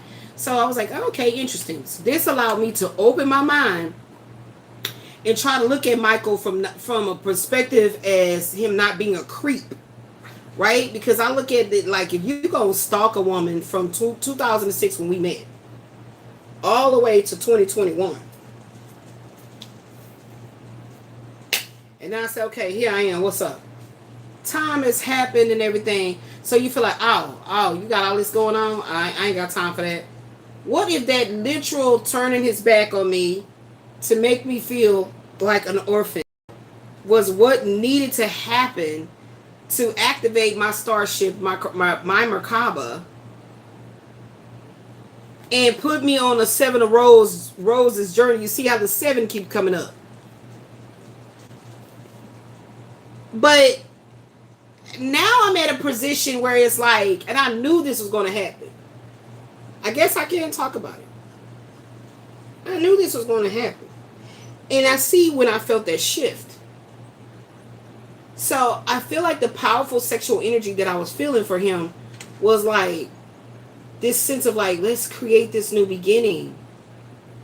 But with so much understanding and overstanding of the life he created through his own thought processes and childhood woundings and idealization, all of that I had to be patient with him. But then it got to the point where I was like, well, I'm at this age and I just want to be to myself. Like, I knew that shift was going to happen, that I was going to just want to be to myself. Like for example, okay, let's just give an example. There's some type of a communication from. He can't approach me with any child immature antics. He cannot approach me like that at all. Coming from a standpoint of strong, like some type of a thing that is rising up in him. There's nothing that comes out of his mouth is immature. Like literally nothing that comes out of his mouth is immature. He didn't even realize that everything that the work that I did was going to put things in motion where he cannot even approach me. I don't know if he actually have recognized that or sensed that. And it had nothing to do with Quasi doing hoodoo, whatever the fuck he was doing. That he was setting his own karmic wheel. That's what he was doing. When he did all that, Quasi just started making his wheel go faster and faster and faster. So if he catch a little change, he got to spend some change. He get a great female that he think don't mind his bullshit, then she act crazy. Like he literally made the wheel for him do like this. That's what he did. So no, this he doesn't get any credit for this. This was things that was already brewing. So yeah. So what if the Most High was like, okay, she's gonna be sick? I didn't believe that. I mean, I don't use that word believe. I didn't receive that as true because that hadn't came up yet. But that me being sick was going to be able to show. Me being sick was going to be able. Fuck, I can't. Can I get this shit right? Me turning to face him, going through. I mean, my shit happened like a fucking wave. Like it just came over me, tsunami. But before it actually just like, let's say the tsunami is coming and it's like here, but it ain't came over me. But it's like I feel dread. I'm telling him I'm feeling this dread. I'm feeling something going on. And he was showing like a certain sense of like, he get it, oh, wow, So I took one day I was writing, journaling. This is when I first started really getting deeper into my spiritual studies and, counseling for myself. And, my foot was swelling, my ankle, and I took a picture. I was like, oh my God, look. So he's like, oh wow, does it always be like that? Does it stay like that all day? So he would say certain shit to operate in an energy of like, he's human and he understands that he also has a human body, and that regardless if he knows how many people in his family bloodline has certain diseases or hypertension, whatever it could be. He don't know if it's going to jump on him. So he was acting in a way like he understood human to human, like, wow, you know. And so that's what I felt. I was seeking his heart. And when he was like, you know, playing a role, I feel now that he was playing a role of being concerned by saying, wow, does it stay like that all day? And so I was like, no, I was working in my office, and, you know, I was doing my live streams. I was trying to build up my YouTube and all that stuff. And then holding my feet down, sitting at the desk. And then it was so swollen and stiff and hurting. And my daughter would have to help me back to the bed. I don't know what's going on. This is before I was diagnosed with rheumatoid arthritis, lupus, and all the bullshit. And I said, I'm hoping that it's not, I seen that it was lupus, because every time I went to the clinic, they kept saying, you have this rash. You think it could be lupus? And I'm like, I don't know. But the whole time I'm going to the clinic, they never ran the autoimmune panel on me. So, and I'm not going to wish something like that on myself. So I was like, well, I don't know. It just could be allergies or something's going on. And anywho, and I told him, I said, I hope I don't have lupus, you know. And so he didn't say nothing back. He didn't say words. He did like the little emoticon that does like that. So I thought that was real silly, childlike, and it irritated me. But I was like, dude, I want to hear words. I wouldn't send you an emoticon and you telling me, yeah, you know, the doctor said da da da da. Like, I just didn't feel like I was connecting with somebody that, I don't know who this person is, but I knew I had to continue to go through this shit, even though it was going to hurt my feelings. This is what I knew. I just spiritually knew I had to continue to deal with this overwhelming emotion of wanting to see him and be with him, and just see him and be in person with him. Just to look him in the eyes and be like, what is going on? Why are you still chasing me all this time? And I was looking to see kindness in his brown eyes. I was looking to see a true heart in his eyes. But he refused me to see him in person. I didn't understand that. I didn't receive that as an upright person. Like, so Seven of Swords, that's how he showed up. So, there was times when we got into certain dialogues and he said certain shit that that I ain't gonna even regurgitate right now in this very moment. But, you know, he said certain shit and I was like, oh, okay. So I would retract. I wouldn't talk when he would say certain shit in text. And when I would retract, it would be more so, or withdraw, it would be more so because I'm going within myself to process what I feel. And then why would he respond like that based on what I'm saying I feel? And I'm talking about for him. It was weird. It was strange. Okay, so I was seeing the arrogance. I was seeing the weird, you know, like, what, ouch, what is that? Why do you keep responding with this? And as more and more time went on, more and more things were shared between us of the physical I want you. It didn't make sense in the emotional I want you. It didn't make sense in the mental I want you.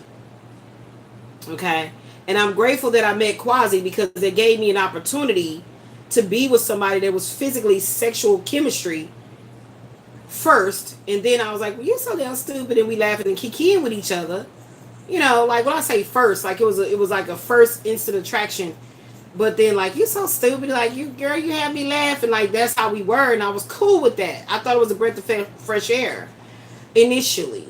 So therefore, I have something to gauge, you know, why I'm feeling such a strong sexual chemistry with Michael Wayne, but yet he don't want to see me in person, but he just because he got to be fucking with somebody else. He has to have somebody. So I kept asking him in a roundabout way, because he likes to make it look like I'm badgering him, which most of the time men that are liars do that.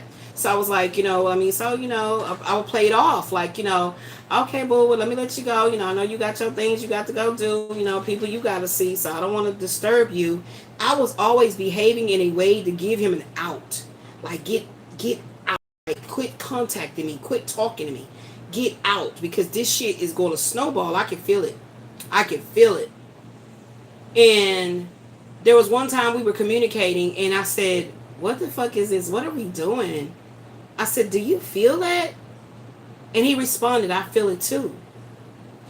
I didn't feel like he was saying it because it's like if I said this to Quasi, like, oh my God, you know, oh my God, do you feel that? Quasi would be like, yeah. And he would respond, I love you.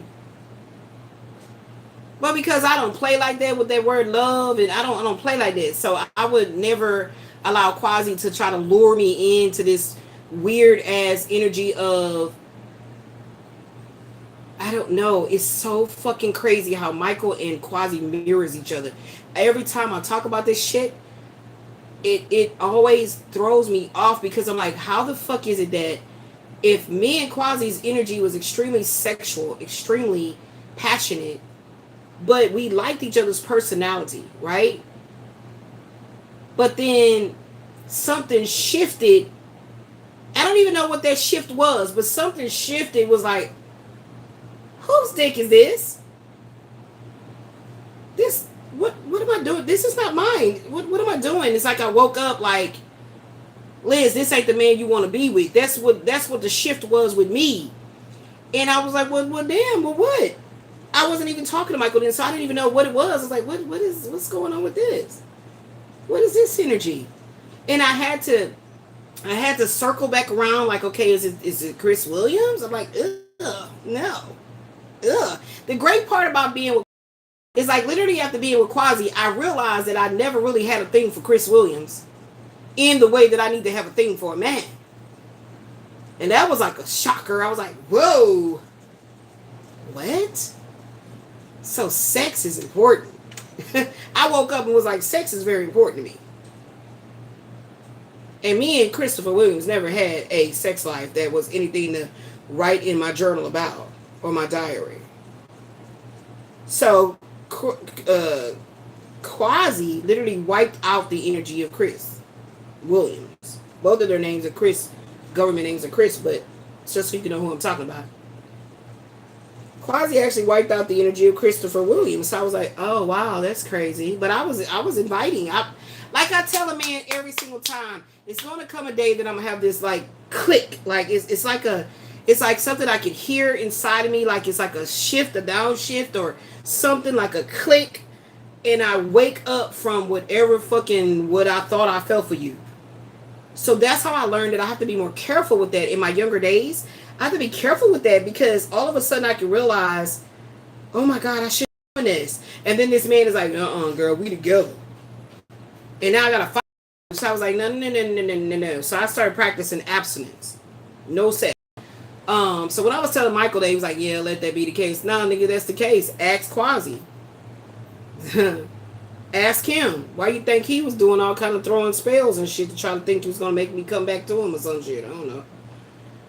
Because I cut off sex. I don't do that. You mad because you feel like I cut off sex from you? You said that I was using my sex as a weapon. No, you had a girlfriend that became your wife. Shortly thereafter, when I closed it down with you, she became your wife. So that means that was already cooking. That was already cooking. So what are you saying? So, that shift that happened, let me quote it again. April 25th, there was a destiny reset, Stellium in Aries, and that's when Uranus entered into Gemini.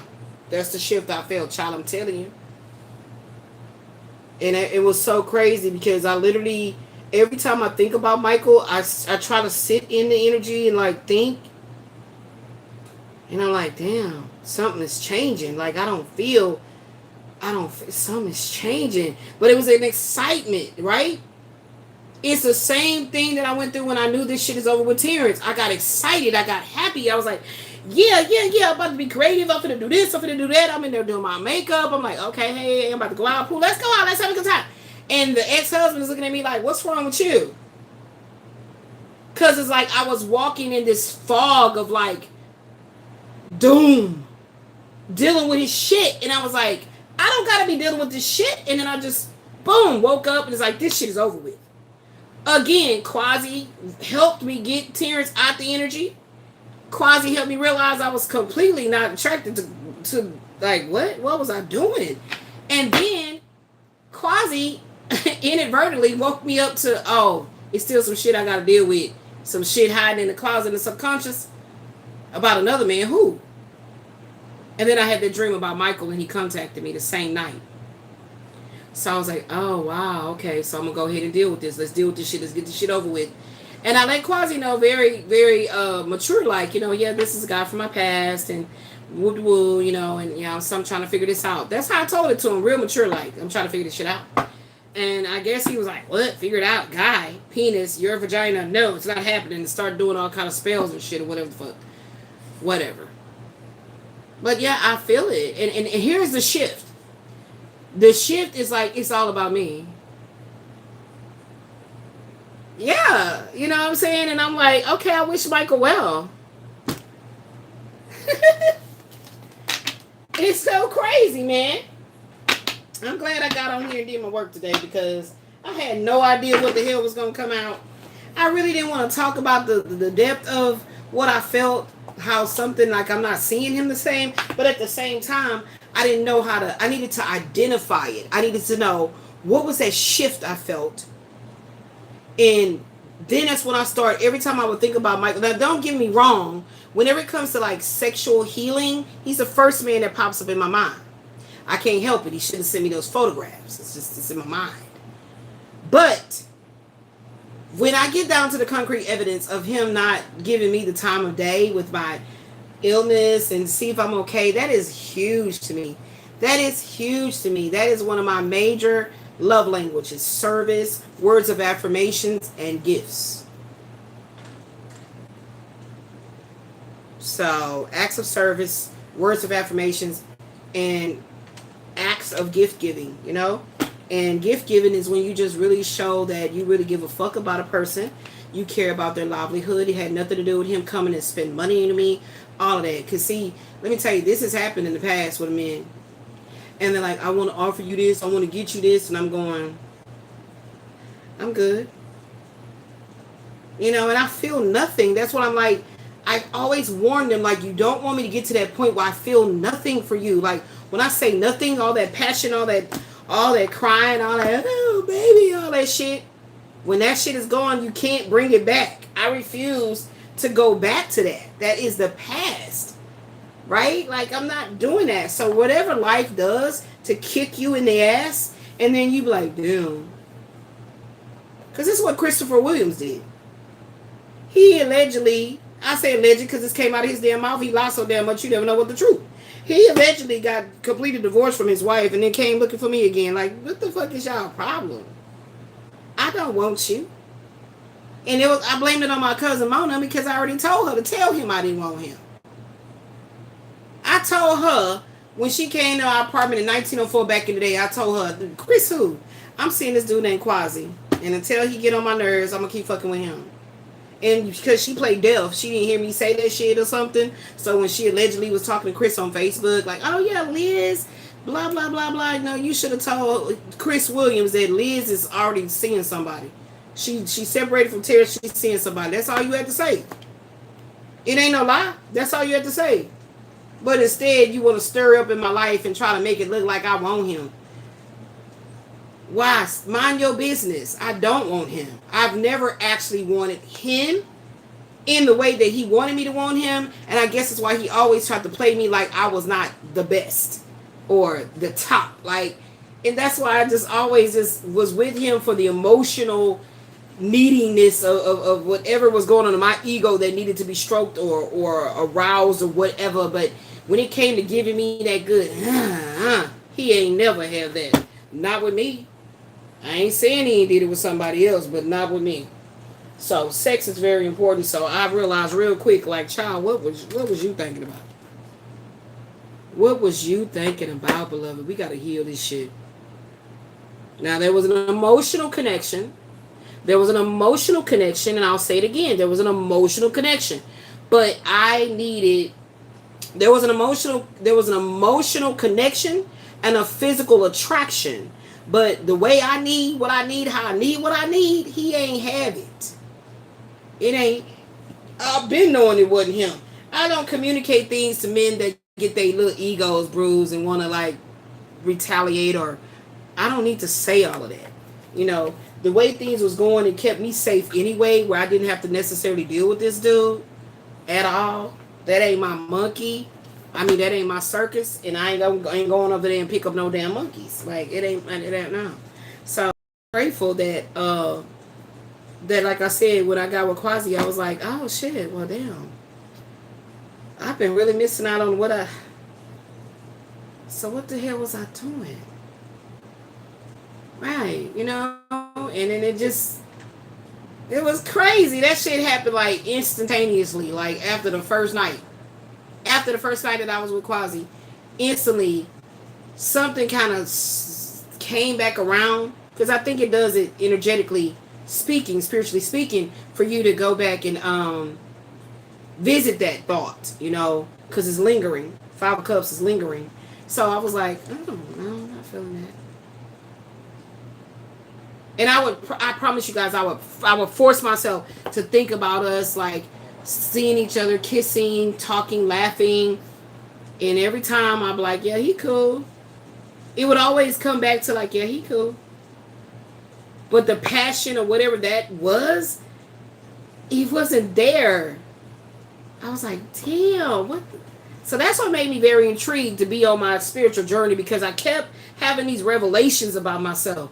And I was like, well, damn, if I learn how to properly articulate this, and so I started practicing and writing my thoughts and my feelings, and if I can articulate this or write it out, if I can write it, I can speak it.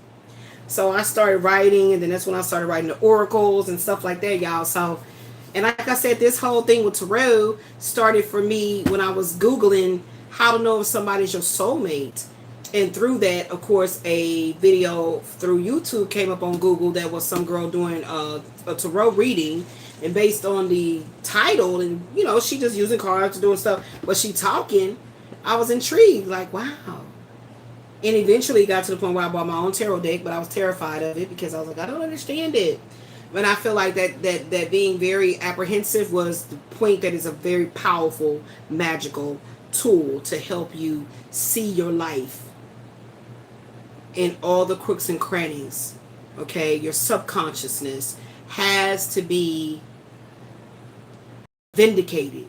You must embrace your shadow stalker. Okay, so this is very eye-opening, and as they always are, this has me with a feeling right here. Like, I don't know what this feeling is right here, but it's a feeling right here, child. Like, I don't know, the left side of my heart, it's a feeling.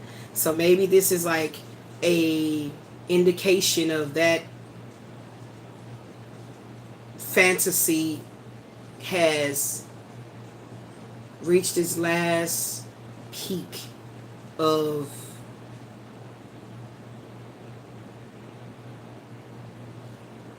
hope, you know. But again, I never feel like, oh my God, no, it's over. I never feel those feelings. So let's. Oh, I'm over here wondering why I'm putting the box up. I'm supposed to be pulling the next cards and then getting off of the air. This one right here was live at 5, baby. Live at 5, baby. Woo. It was, telling you, that shift, I was like, what is going on? I'm feeling something that's weird. It's feeling like, you know, something changing in me. That's how I felt. And I just really want to do my healing work for my body, my mind, my soul, my spirit. And I just want to continue to, you know, build my practice. Ooh, my thumb. And, you know, that's it. Like, no expectations of, again, 7 of Roses is the journey. We're going to be talking about that on 49.2. Okay. Shit, want to keep falling. We're going to be talking about that on 49.2. We moving on up, baby. Wonder what's going to be the word when it's 52. Ugh. Ooh, my leg bone, my right leg bone hurts. Right leg bone hurts. Okay, so we're going to be talking about this. And what are these? Yeah, we're going to be talking about this in Jupiter. In Jupiter. In Jupiter. In Jupiter.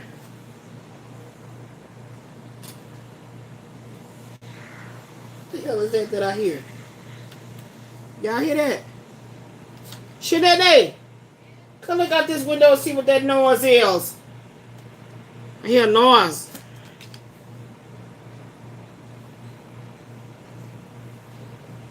What that noise is?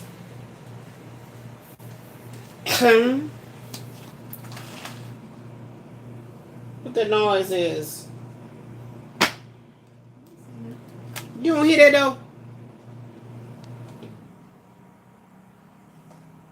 Why was that damn fan sounding like some kind of truck was riding through the street? You hear it? Yeah, that's like that little cleaning truck on the street over there. What they cleaning? They don't show. You know they like sit there. Thank you for coming here talking shit so I can hide you forever. Thank y'all. I appreciate anybody coming here and say something stupid so I can hide you forever. Thank you. Keep talking. Keep talking. Keep saying something stupid. Say just coming in here just saying dumb shit. Thank you. Help me to hide you. Help me to hide you. Ow. It's a on the side of a street. Where the bus stop at? Who? Where the bus stop at? What are you doing out there? You know how to cleaning trucks like that. Cleaning what? Ain't nothing wrong with the street. I just look it up. There ain't no damn cleaning truck. They probably blowing some shit. All of a sudden, it's a cleaning truck on Little Yard. Cleaning what?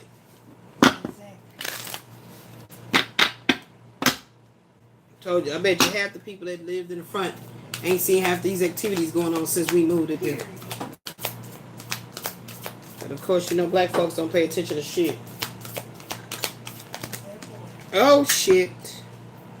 Oh shit. We gotta get one at a time. Come on, Thumb. Thumb, don't fail me now. Thumb, don't fail me now. Come on. Give me the dominant energy.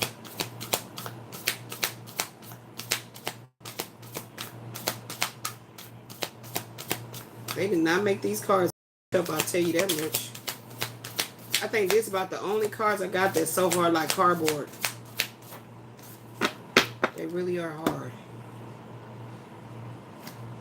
The Lookout. The Lookout. Yep, that's exactly what she's doing. She looking out. That's exactly what she's doing. She's looking out. And like I said, he wasn't good at looking out. The Journey. All right. Oh, that's precious. Love. Isn't that precious? The Queen of Scrolls. So we got the key, the Queen of Keys, and we got the Queen of Scrolls. Give me one more. Give me one more.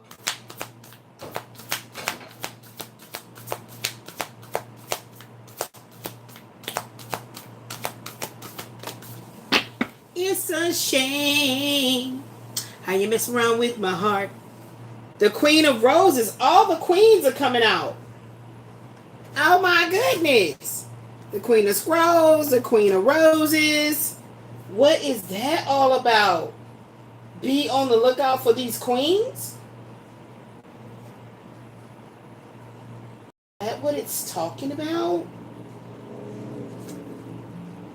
But it is talking about the Queen of Keys is on a journey to what? Gain value of all the other queens before she becomes the Empress. That's what happens in Tarot. The waterfalls. The waterfalls, baby. Be on the lookout for the waterfalls? What? Don't go chasing waterfalls. Please stick to the rivers and the lakes that you're used to. I know that you're gonna have it your way. Oh, Spirit said you're supposed to read these two right now. Okay, my bad. You sure right. You sure right. You sure right. No, that's for the next one, huh? No, well, this can go in this one too. We could probably use both. I gotta find the other thumbnail. I gotta find that one and then mesh it in there together. I need one more just so I can see where we're going with this.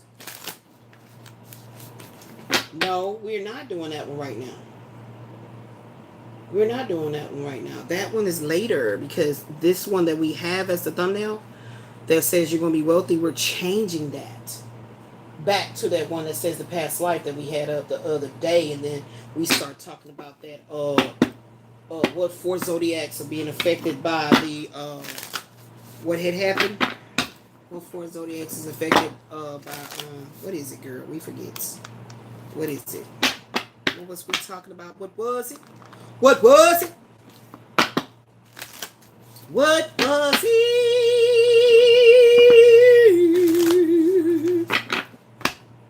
Ooh, the pain.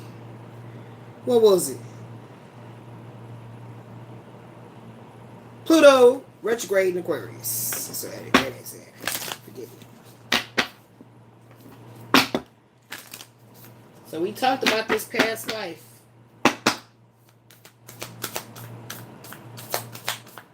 Unrequited love. I think I'm going to add that. Oh. Wisdom and mind. Ooh, that's what's bringing in this 10 of cups. That's what's bringing in this 10 of pentacles. That's what's bringing in this 10 of cups. That's what's bringing in this 10 of pentacles. Pentacles. I need to get in the studio and mix some shit. For real. I got some hits inside me, I'm telling you. I need to collaborate with somebody. Alright, y'all. We got that in, child. What else, child? What else we got going on, child? What else we got going on? Let's go ahead and pull these shadows just so I can see what the shadows is talking. What's the shadows that's talking? Because what we got up here so far is the Ace of Cups. Now, good. That ain't what we doing. We getting the tarot. Not the shadows tarot. We getting the regular tarot. And then we gotta go. I'm telling you, when my thumb starts shooting them down sharp ass pains, I can't think straight.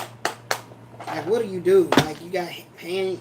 What am I supposed to take for it? Like, I'm out of ibuprofens. All right. Just leave this. Excuse me. Just lead us. Lead us, lead us, lead us, lead us.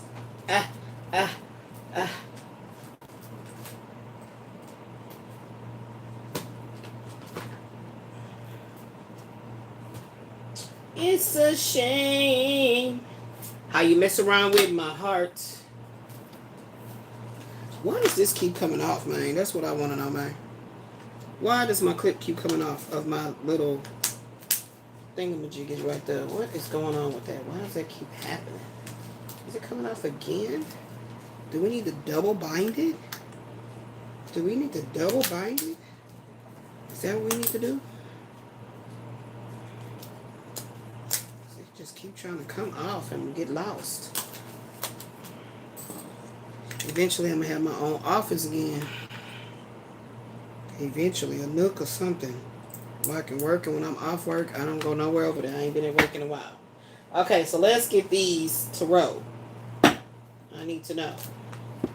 So I put out the information that needs to be meditated on. It's so crazy how so much evolve after I get off of the live that I'm telling you, even if the cards are not talked about at the next picks, it doesn't matter because they came out in all kinds of different ways. It could happen in a movie. It don't matter. It's so crazy. It's like I'm just so lit with the universe right now. Praise be to the Most High God. To God be the truth. So let me see what else is coming out because we already have the 10 of Pentacles, the 10 of Cups, and the Ace of Cups here. Show me what else. 4 of Swords. Yep. Drained, burnt out. Yep. With the bullshit. Yep. That's true. What else?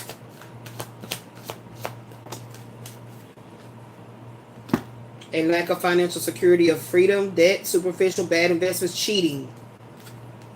Okay, who is that talking about? I ain't cheating nobody. Who that is? Who is this telling me about? Oh. Oh. Oh. That's him that's going to do that. That's him that's going to do that. See, he showed up the first time as the King of Wands. Now he's showing up as the King of Pentacles.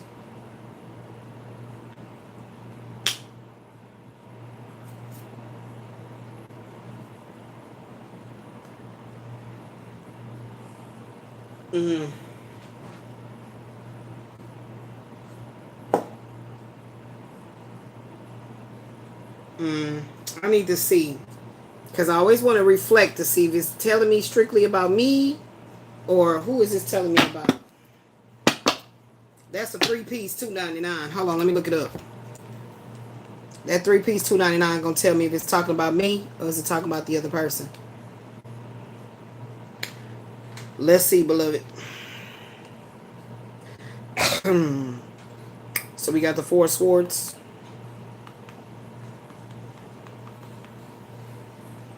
Upright. 9 of Pentacles in reverse.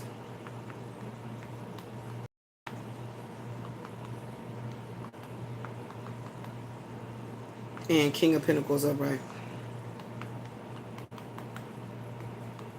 Because the reason I'm telling you that I know it's him, right? Because I'm already here as the 5 of, which one? I'm already here as the Queen of Keys, which is still the Queen of Pentacles. That's why I'm saying it's him. That's why I'm saying it's him. King of Pentacles upright.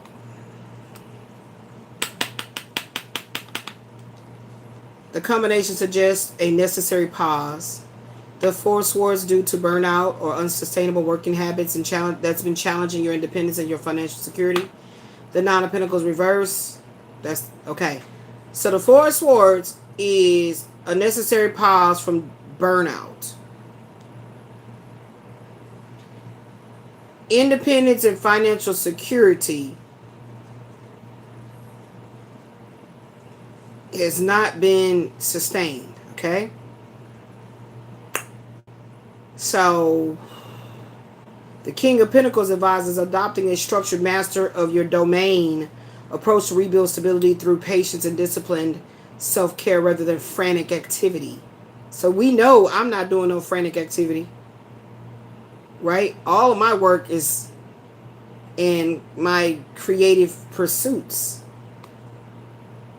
So somebody's going through a forced rest. I've been in this position. So it's not talking about me. Forced rest, a time for healing, recuperation, and mental introspection to recover from stress. Financial independence issues, potential instability, lack of discipline, over dependence on other people, signifying working too hard without getting any rewards. Okay. Depending on other people. I've been talking all this shit. Mastery and stability, the King of Pentacles. The goal is to act with authority, secure your resources, and build a lasting foundation through patience and effort. So, to make sure it ain't talking about me, because I always want to, first of all, anytime I do my psychic, intuitive counseling sessions, I always want to talk about me, and me healing, and me growing, and me rising. Come on. My rising is in Aquarius, the star. So why would I not want to talk about me, the star of the show? Is when I go here and I see where there's a King of Pentacles at. So let's see. Do I have a King of Pentacles?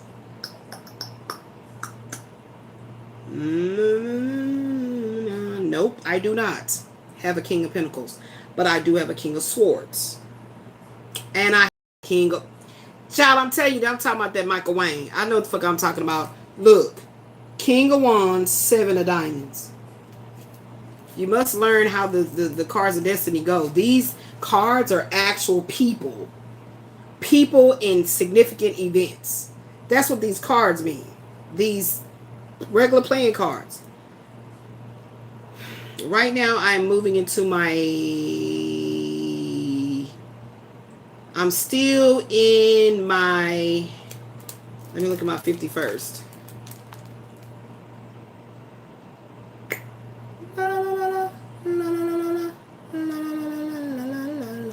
I'm in my Neptune. So that's why I was feeling that shift. I'm in my Neptune. Oh my gosh, there go that 10 of diamonds.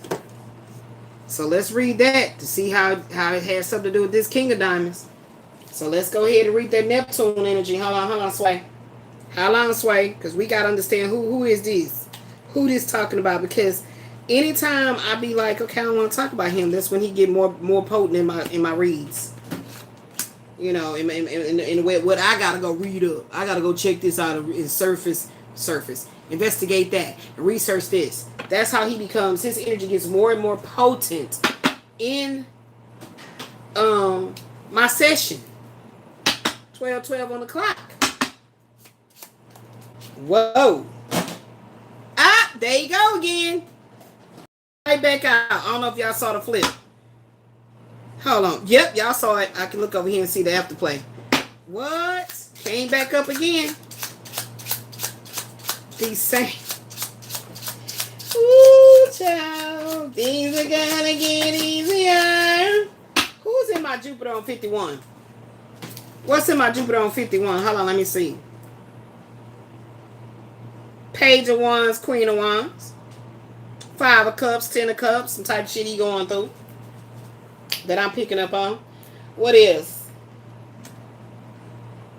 There it is. King of Wands, 7 of Diamonds. We're going to go on and read it. Let's see what's coming out.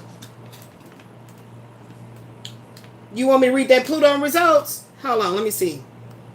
Spirit, what do you want me to read? Is it still Jupiter? Okay, remember, Jupiter is out here. Is it still Jupiter, Spirit, or are we reading this Pluto results where we got this King of Wands showing up? Long range. Long range is what came up. What's in my long range? A Page of Pentacles and a 10 of Cups. Okay, so you want me to read that in long range? That King of Wands? Anything else? Ooh. Anything else you want me to read in long range?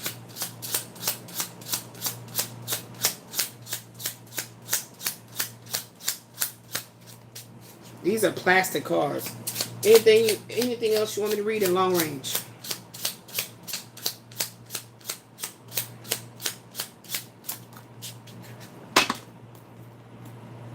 That damn Jack of Swords came out. 10 of Swords. So that might be that ex-husband, child. Let's see. He is that 10 of Swords. And he would technically be a King of Wands because he's an Ace of Wands birth card. So let's see. King of Wands, long range. Let's see what they're talking about. I want to identify who this is.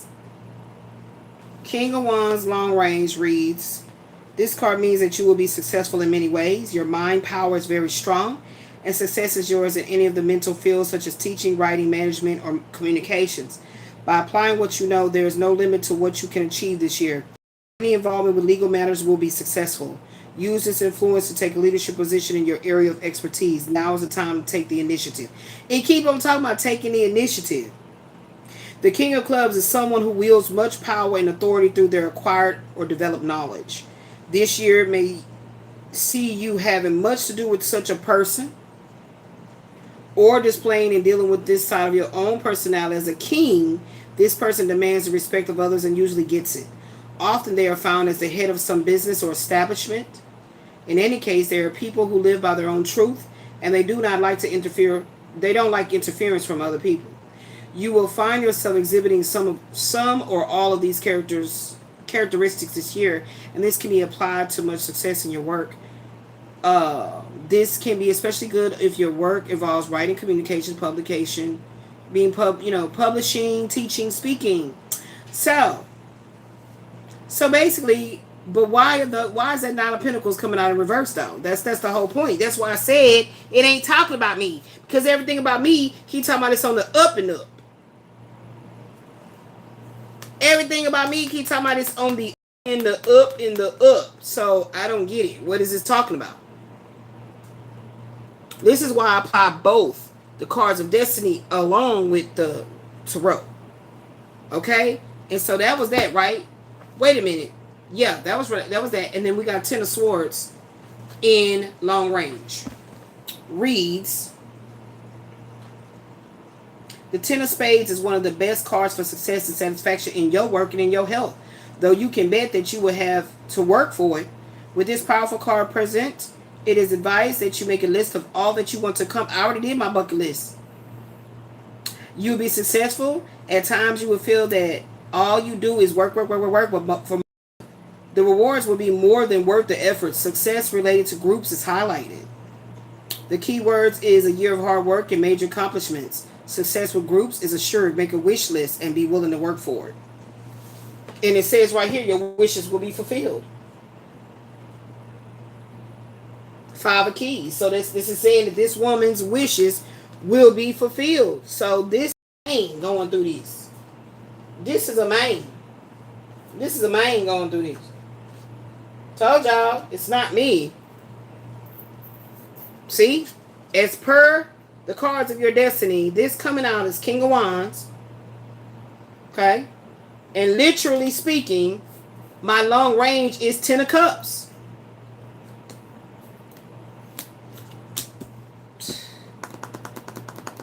What is this Neptune's Ten of Pentacles? Yeah, some truth coming out about this King of Wands. Yeah, some truth. Shit ain't right. Tired of the bullshit. Moving on. Peace and blessings to you. Yeah, exactly. Completions, endings. Standing up for myself. Not letting nobody else affect my health. Yeah. Neptune, Ten of Diamonds. Let's read that and we're going to be out. Neptune, Ten of Diamonds.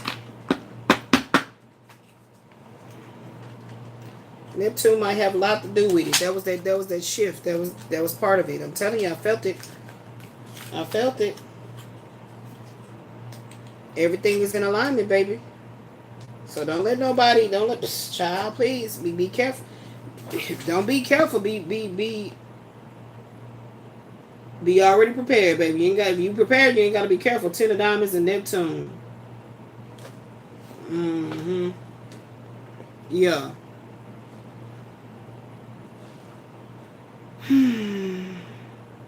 This card indicates success and prosperity from traveling, shipping, or foreign business interests. Also possible is money made through caring for others or related to drugs or alcohol or from some hidden source. Some hidden source. Success and enjoyment of travel and dealing with foreigners is indicated here. Now, I know Michael Wayne's supposed to be a truck driver, so that could be him. This might be a great time to take that business pleasure trip overseas. Your greatest satisfaction comes through sharing your good fortune with others during this period. So, I don't know. I have no idea. I don't know. I have no idea what shit is meaning. So, since it's trying to be so convoluted and confusing, we're going to put it back. We're going to fucking put it back. That's what we're going to do. What's that Ten of Diamonds and Jupiter talking about?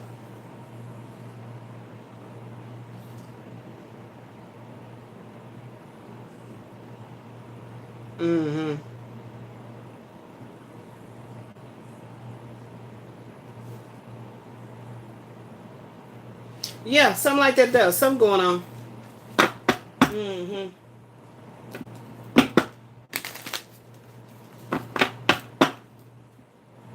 So it's at that point in time where you cannot be associated with folks that their goal is to pull you down.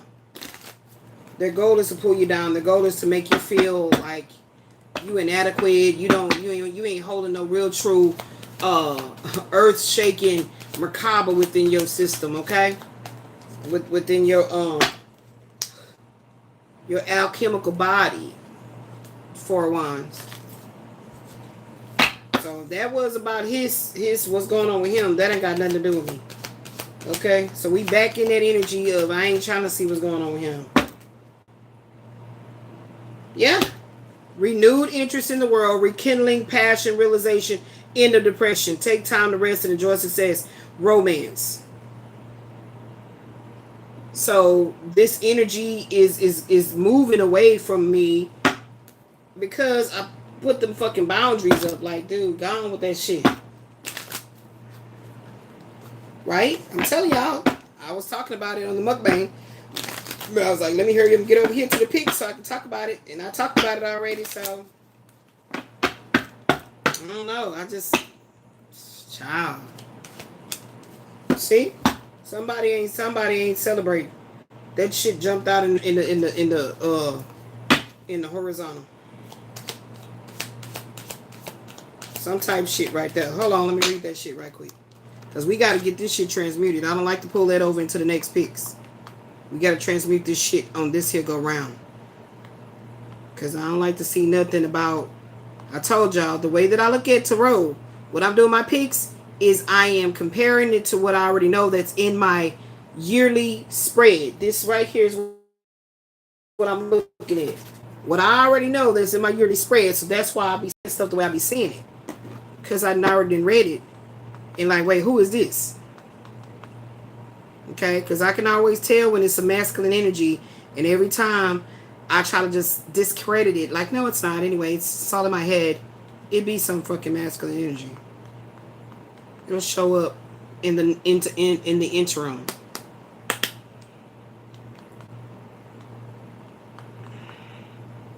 Three of Cups horizontal. Because I don't know about any other woman, but I don't think that's cute. For me to be pining somebody or wishing the best for somebody. I mean, the purest of heart.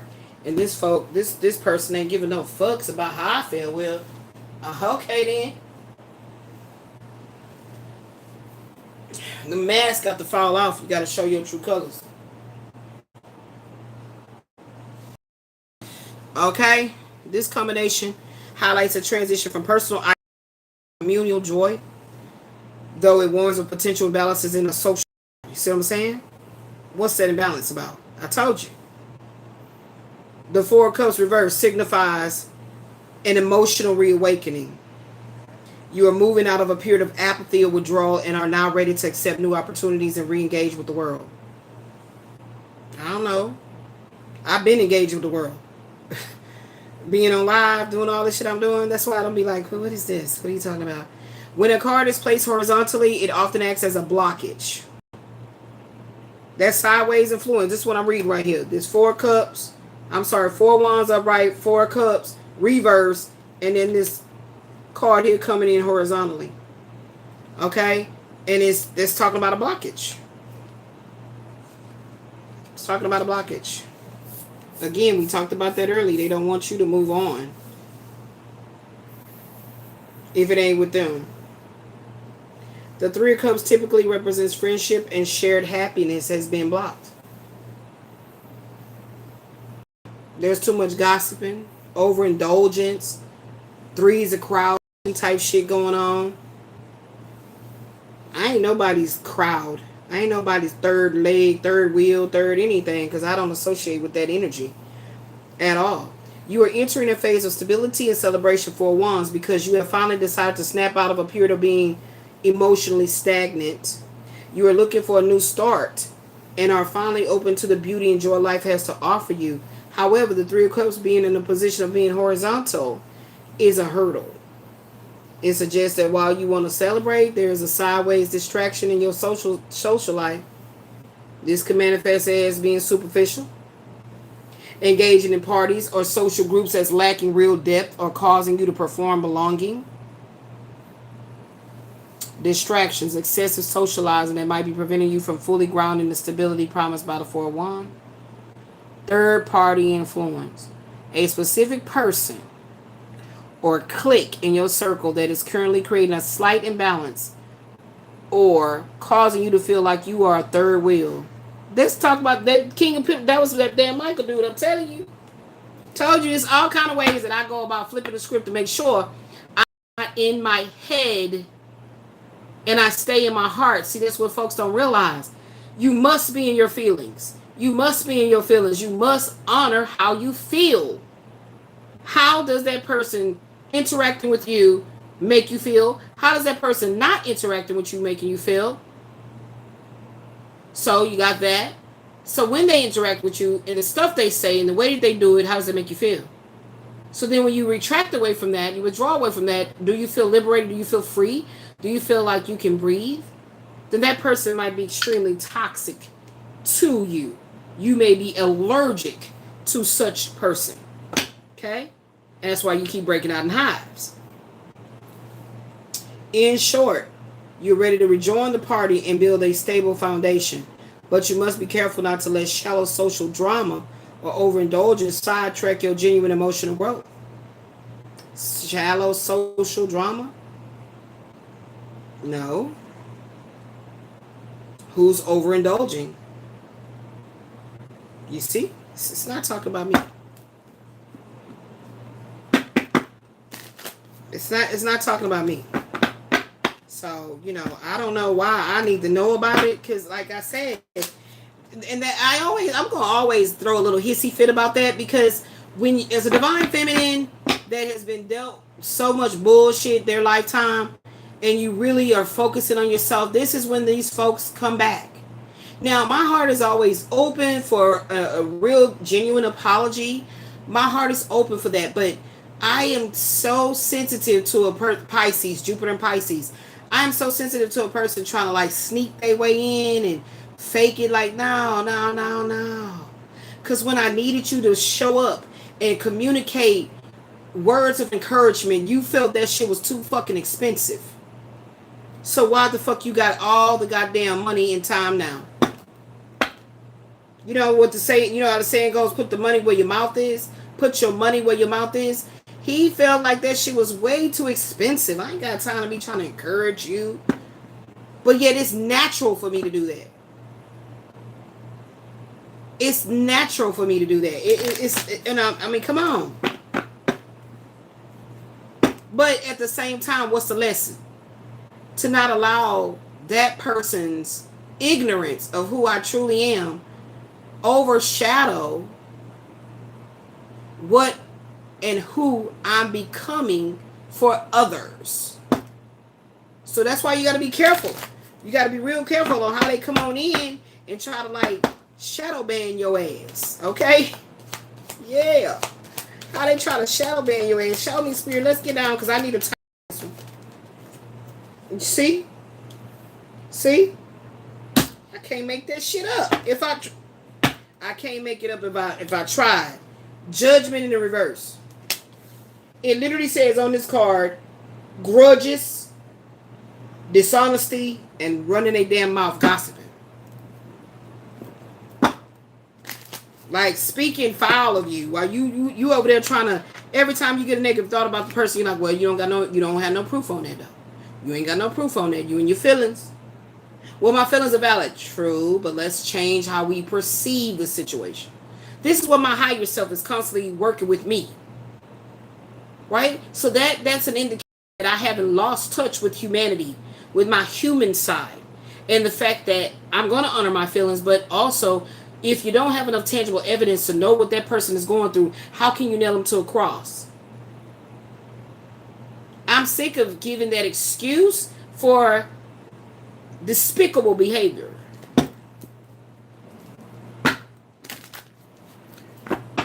Because why is it that I didn't act like that? Of course you go, well, everybody, people not you, people, yeah, okay, shut the fuck up. If I'm not behaving like I have no good God sense to understand that we're two individuals, I'm a woman, you're a man, you had your family you came through, I had my family I came through, but when the fuck is enough that you keep on playing like you ain't trying to spiritually mature and grow up? I'm not dealing with that shit, infinity. Hell no. No man is more special than the last one. Let's say that for the record. Twin flame or not, I don't give a fuck. No man is more special than the last one. The hell? Yeah. Yeah, 2 of Wands. Give me one more.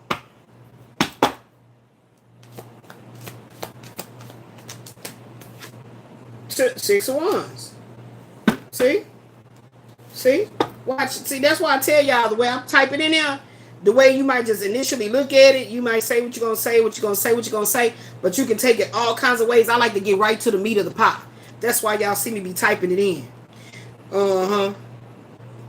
Excuse me. And I've been making that announcement about not being a tarot reader strictly because at one point in time when I was doing live streams on Plenty of Fish, this dude came in there and talking about, oh, she looking it up in the book. That happened years back. The Judgment in reverse and 2 of Wands upright. And ever since then, I've been saying that I'm not a tarot reader. As well as all the shit I see going on YouTube. So, okay. Now, this combination tells a story of overcoming self-doubt and personal hesitation to reach a significant public milestone. You are likely moving away from a period of self-criticism toward a phase of strategic planning and visible success. The Judgment in reverse, this often points to an internal blockage. I'm trying to tell you. And look what it said down here. Gossiping. Grudges. Being dishonest. This ain't talking about me. He might not even like it that I don't like you be talking too much. You be telling. No. Okay. Okay. What I'm telling too much of? The truth? Well, you better get used to that shit. Because once you out of the energy completely, the truth is just going to expound of the mysteries. Would you not be holding me up by being in my energy? You think I take kindly to that? I got work to do. I don't take kindly to you hiding around my energy. Peeping through the window. You thought it was cute to say, I've been harassing you all this time. I remember every fucking word that was uttered that sounded like you were enjoying irritating my spiritual gangster. I remember, okay? The Judgment in reverse, this often points to internal blockages. You may be judging yourself too harshly, ignoring a wake-up call. That ain't me. I'm not ignoring. I'm operating in my truth. I'm in alignment. At one point in time, I didn't know if I can truly say that because I'm like, the money ain't here, this is that, and that's like this, and this is like that. No. See, I had to keep wiping the scales from my eyes. Okay? So, no, I'm not ignoring a wake-up call or hesitating to make a major life decision because of past mistakes. What? Who is that? It ain't me. 2 of Wands upright. A card of personal power and planning. You're standing at a crossroads. We keep talking about this crossroads. Bone Thugs keep saying it too. Holding the world in your hand and deciding which path will lead you out of your comfort zone. Dude, I've been living out of my comfort zone for years. This ain't talking about me. The ultimate card of victory and public recognition. It signifies that your efforts will be seen and celebrated by other people, bringing validation and a sense of pride.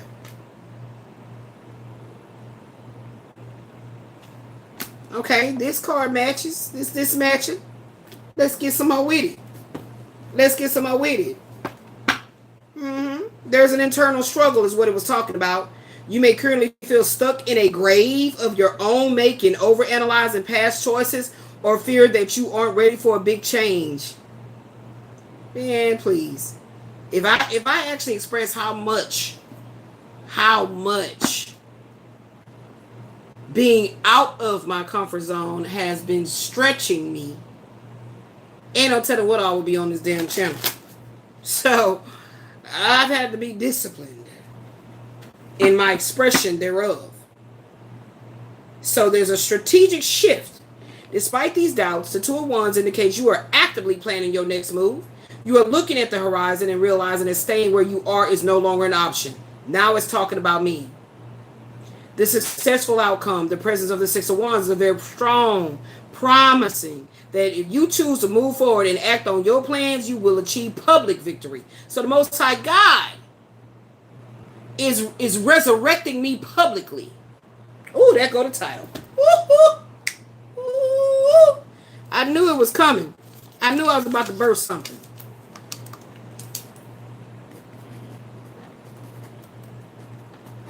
Because I don't want nothing to be about no man too much. And sometimes I got to talk about that shit. I'm like, okay, what was my title? But I don't want to, no, this is about me. I said that. The Most High is resurrecting me publicly. Ooh, this handwriting. Okay, don't play with me. Don't play with me. That's what the Most High doing. Told y'all I was looking for me a journal and everything. My thumb keep on acting up. Look at my chicken scratch ass handwriting. I do not write like that. What is this? What is that? So that's what Elizabeth be focused on. Elizabeth don't want her any other bone and muscle and tendon, ligament to get more and more damage and dealing with this fucked up ass healthcare and all the fuckery and bullshit they doing to folk and all of that and choosing to try to come fucking with me. That's what the hell I'm focused on. Every day. All day. Shit. I am not in the business to be sitting up there carrying no man's dick to the altar. I'm not in no business to be carrying no man's dick to the altar. I can stay single and have me a whole smorgasbord of reproductive enhancements. Feminine reproductive enhancements. I like that. You like that? It's better than sex toys. Okay. That sounds so cheap. Okay, so let's see. Come on now. Give me 2 more cards with the Six of Wands. Give me 2 more cards with the Six of Wands. Nobody got time to be playing with these men. I mean, grow up spiritually, okay? Let's see what we got going on. Look like so. Uh-oh.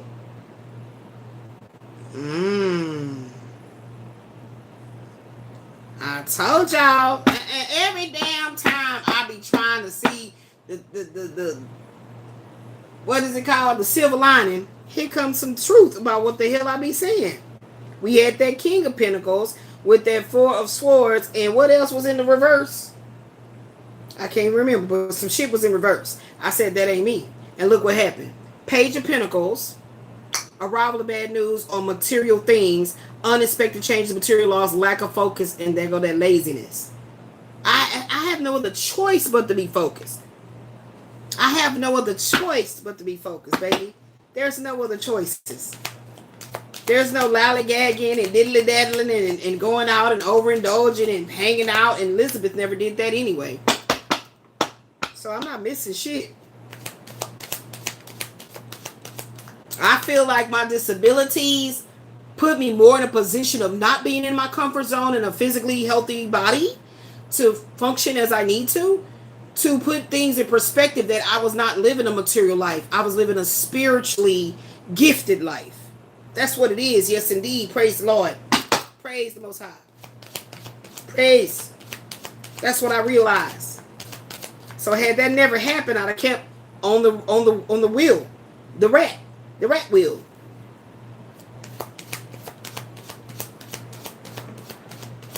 Because it was never going to be balanced.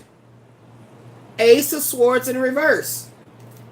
Lack of ideas, difficulty focusing. Headfall, failure, arguments, conflict, unimagined. I'm telling you, I can't make this shit up if I tried. I can't. Show me another person. I mean, another card. Give me one more on this 3-piece, $2.99.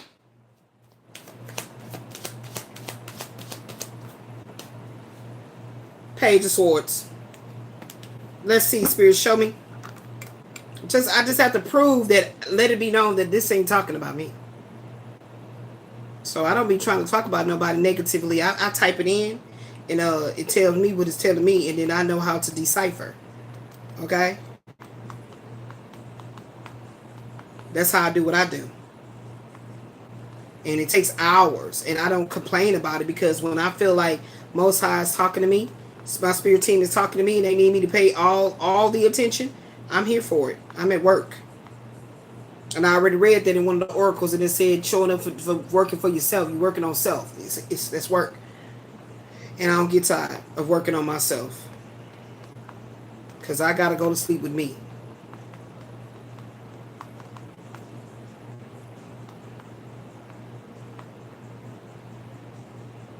All right. Page of Pentacles in reverse. Ace of Swords in reverse. Page of Swords upright.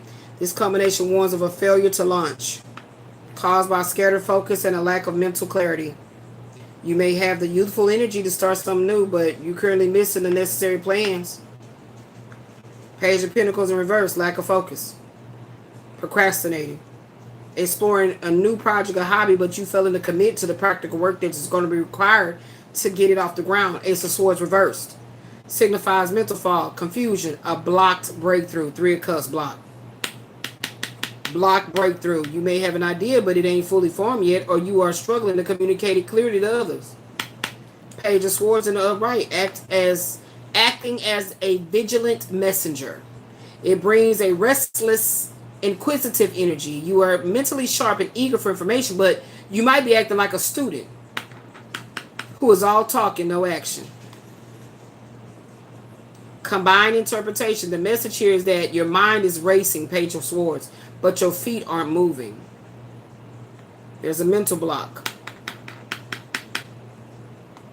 The practical failure, because you don't have a clear sword of truth to cut through all the noise, your physical goals are suffering. This is the classic signature of starting many things, but finishing none of them. So he could be trying to start a business, get his business off the ground, but it failed. It didn't really go nowhere, so it's just still in the same loop of doing the same work and not getting the pay, and some type of shit like that might be going on. Often due to being distracted by the present, rather than focusing on long-term results. The advice is use the Page of Swords curiosity to ask better questions rather than making assumptions. You need to move out of the structured routine to fix the lack of follow-through, shown by this reverse Page of Pentacles. In short, you got plenty of good ideas, but they're currently too blurry to manifest. Stop researching and start doing one small concrete thing to break the cycle of procrastination. Does this feel like it's about a specific project you're struggling to start, or more of a general mental fog you've been feeling lately? So is this about a project, or is this about love? Show me, Spirit. Is this about work, or is this about relationships? That's why I go through and I break down everything that it's talking about, because it's not talking about me. I mean, if I wasn't doing all this shit on a public platform, then maybe I could be like, well, you know, and I can hide and I can be like, oh, because tarot gonna tell you the truth. It's all about, do you know how to use the tool? And the Most High, my spirit team guided me to just start typing it in just like I've been doing. And it's just been mind-boggling, the depths of the way that it can show you and the people that's in your life playing games. See, you have to understand Divine Feminine. If a masculine has a spiritual soul tie to you through sex, it's not going to be that easy to shake him. It's not all about what you think that he doesn't have the power or authority to do. If y'all have a soul contract that needs to be rectified in this lifetime, then that's what's going to come into play, regardless of who all he married and got with, whatever you did. That's why you can see masculines and feminines have got back and forth together over and over throughout the years, when finally as they go and sit their ass down and act like they understand what's going on. And it may take years.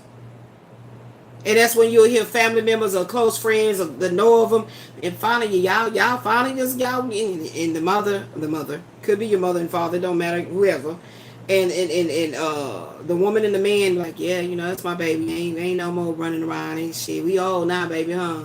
You know what I'm saying? And I one thing about it is that I never wanted to ever see myself get to a lowly state of self-esteem to where I accept a man because he finally accepted me. He finally saw me. Now, fuck that. My ego is way too strong for that. It's way too...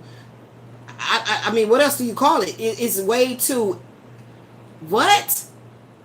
Like, my feelings are so... My heart is like right here. Y'all just don't see it. It's like sitting out here. So when you do that type of shit, and especially you put a lot of time and effort into proving that shit to me, I'm good on that. I'm good on that. And what I had to learn, as it was saying earlier, is not to be vindictive in it. That's the lesson. Not to be vindictive in it. In other words, still wish that person the best in life. And that's this was definitely Michael Wayne's energy was definitely that energy that I was gonna learn that great lesson.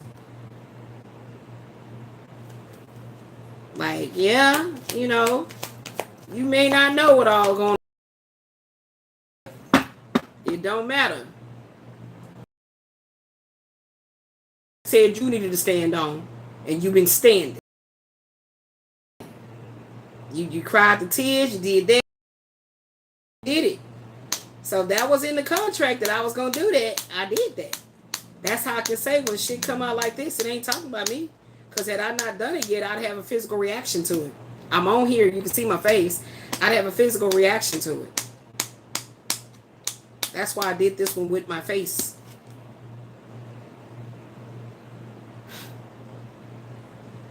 I cannot fucking... This is what I said inside, internally. I said, give me a cups.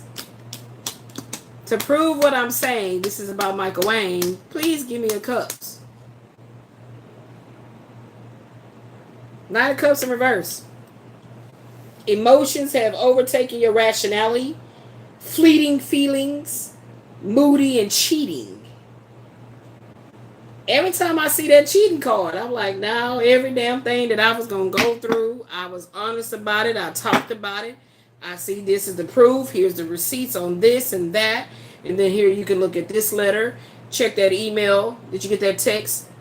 I overly prove shit. So when I'm done with folks, they know why I'm done with them. I've had it in the past where a grown-ass man had his mama trying to talk to me for him. Like, what the fuck is going on? Now the Nine of Pentacles is showing up in the upright. He literally had his mama trying to talk to me for him. Like that was going to get him points. Like, dude, you a grown-ass man. I look like having my mama call you and be like, well, you know, Elizabeth, she's sorry. You know, she's sorry. She didn't mean it. She know. I can't make this shit up. In the reverse, this is my last 3-piece $2.99. I gotta get out of here, man. Let me get my big ass leg up here because I know every time I put it down and try to get the circulation, it starts swelling. Child, I ain't got time for this. And notice that I don't bash him. I just tell the truth in a soft way and move on. I don't bash him. I don't even really be bashing any of them. Like, it's like I'm so, there's so many other things in this life that needs communicating about. You know, so many other things. So much to learn and discern. And one does not need to waste precious time. Okay, so the Knight of Cups in reverse, Nine of Pentacles in the upright, and the High Priestess in reverse. Talk to me, Spirit. This spread is suggesting a conflict between, this is the spread, conflict between your external success and your internal emotional state. You have built a beautiful life for yourself. I'm in the projects. I told y'all it wasn't talking about me. I didn't tell y'all it wasn't talking about me. Okay? You have built a beautiful life for yourself, but you might feel spiritually, emotionally empty or disconnected from your intuition right now. That right? That you saw that King of Pentacles roll the tape back. Whatever came out with that King of Pentacles, I was like, what? This is conflicting. What is this talking about? Knight of Cups reverse represents emotional instability, moodiness, or disappointed romantic. I knew it was talking about him when I saw that Three of Cups being in that flux. The Three of Cups is part of his karma cards. It can signal that you're being overly dramatic or that your emotions are leading you astray instead of guiding you. Nine of Pentacles upright, a card of financial independence and luxury and self-sufficiency. You have worked hard and are currently enjoying the fruits of your labor, standing in a position of grace and security. The High Priestess reverse signifies a disconnection from your intuition. You might be ignoring your gut feelings. You being overly busy with the material world, and you keeping secrets that are weighing you down. So if a man really loves a woman, but he won't say nothing because, oh, she live over there, it's going to be too hard. Why would that woman want that man? Like, I mean, want as in physical, sexual desire, in all of the spoiling and everything that she feels in her big ass oceanic heart. Why would she want that man? Like, the main message here is that material comfort cannot fix your emotional, spiritual disconnect. Told you it wasn't talking about me.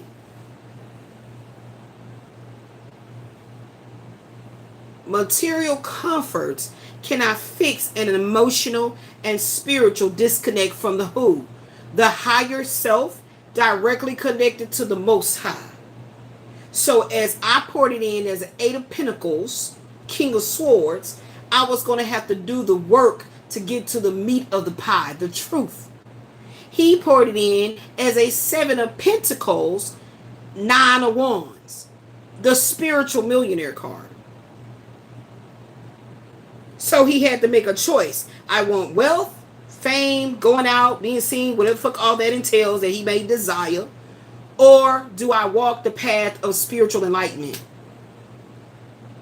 This is the only thing that made me realize it's him. Because I was like, wow, like, damn, like, well, who is it? I don't know about who is it.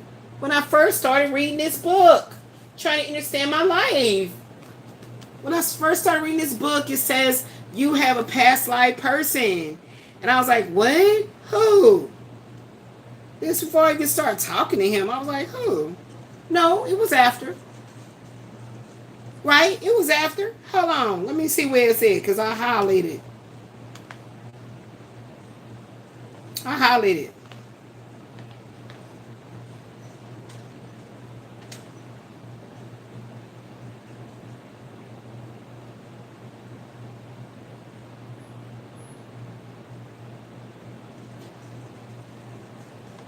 Hold on.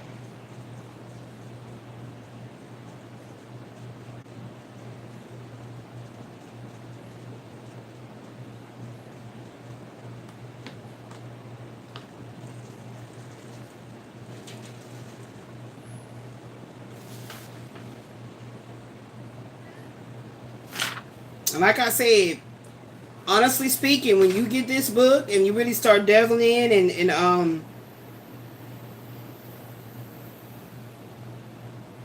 getting together your cards of your yearly spread. See, I told you. Chapter 3. The cards of your yearly spread, which is what my daughter designed this template to do. You'll start realizing like, wow, this is talking about my mama, my daddy, my sister, my ex, somebody I was in college with. It brings up all these characters in your life. And it's going to blow your mind. Thank you. Let's just talk about the number 7. It says 7 is a very magical number in many ways and is considered the most spiritual number. So when I tell my daughter, that's my favorite number. It is also used extensively in many mystical traditions, including the Bible. Taking their combined number 7 and, oh, that's talking about how you use the cards, how you read the cards. Okay. But it's to tell you about the 7. He's the 7 of Pentacles. Okay. Where is the little page? I'm going to know what. Okay, it's like 30 something, I think. Let me go into here. It's like 30 something. Okay, so it's also talking about the personality cards. In some cases, you'll want to do yearly spreads for one or more of your personality cards. The personality cards are the jacks, the queens, and the kings. See? So when I say that when I see a king coming up, that's a man. When I see a jack coming up, that's a man.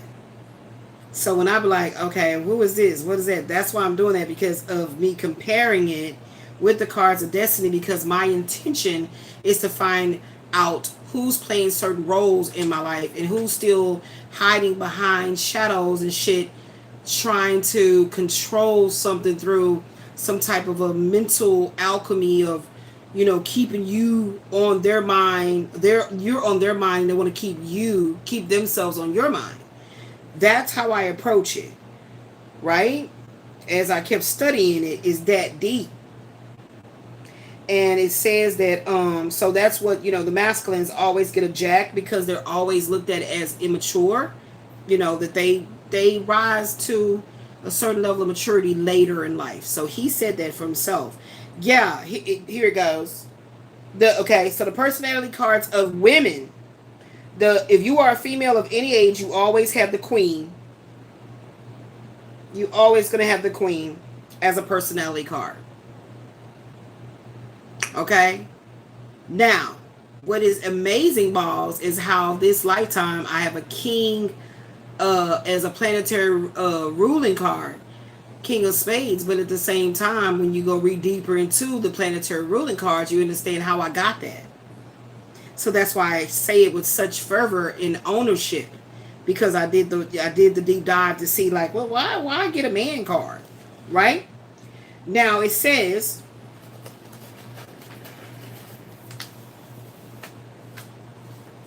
he says, for example, if your birth card is 9 of Cups, then one of your personality cards is going to be the Queen of Cups. My daughter's birth card is an 8 of Cups. She's a Queen of Cups.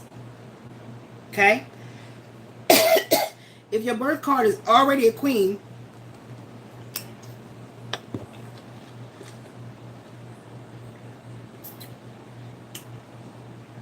if your birth card is already a queen, such as you're a Queen of Diamonds, then you're not going to have a Queen of Diamonds as a personality card. Also, you won't have that. In this case, you are already a queen in personality by birth.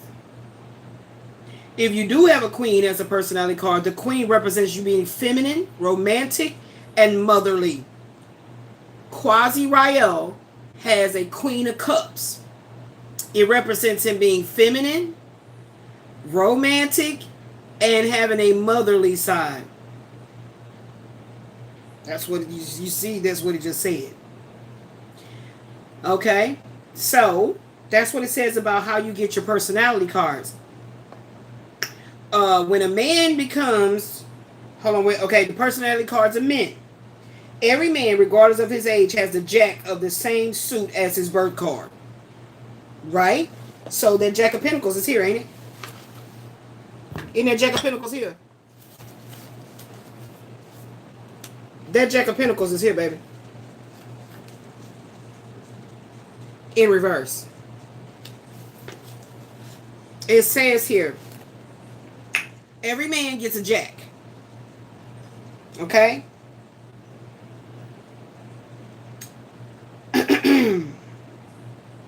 And he's going to get a jack of the same birth card, whatever his suit is. So if Michael is a 7 of Pentacles, he gets a Jack of Pentacles.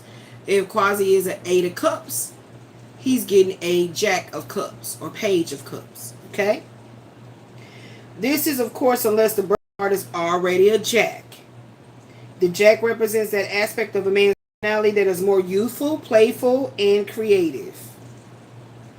Salesmen, actors, and creative occupations are also associated with Jacks. So if a man is a salesman, he's an inventor, or he's an actor, the Jack will represent those parts of his life. When a man becomes 36 of age, regardless of his occupation, he acquires the King as an additional personality card. So he would also have King of Pentacles. It just showed up earlier.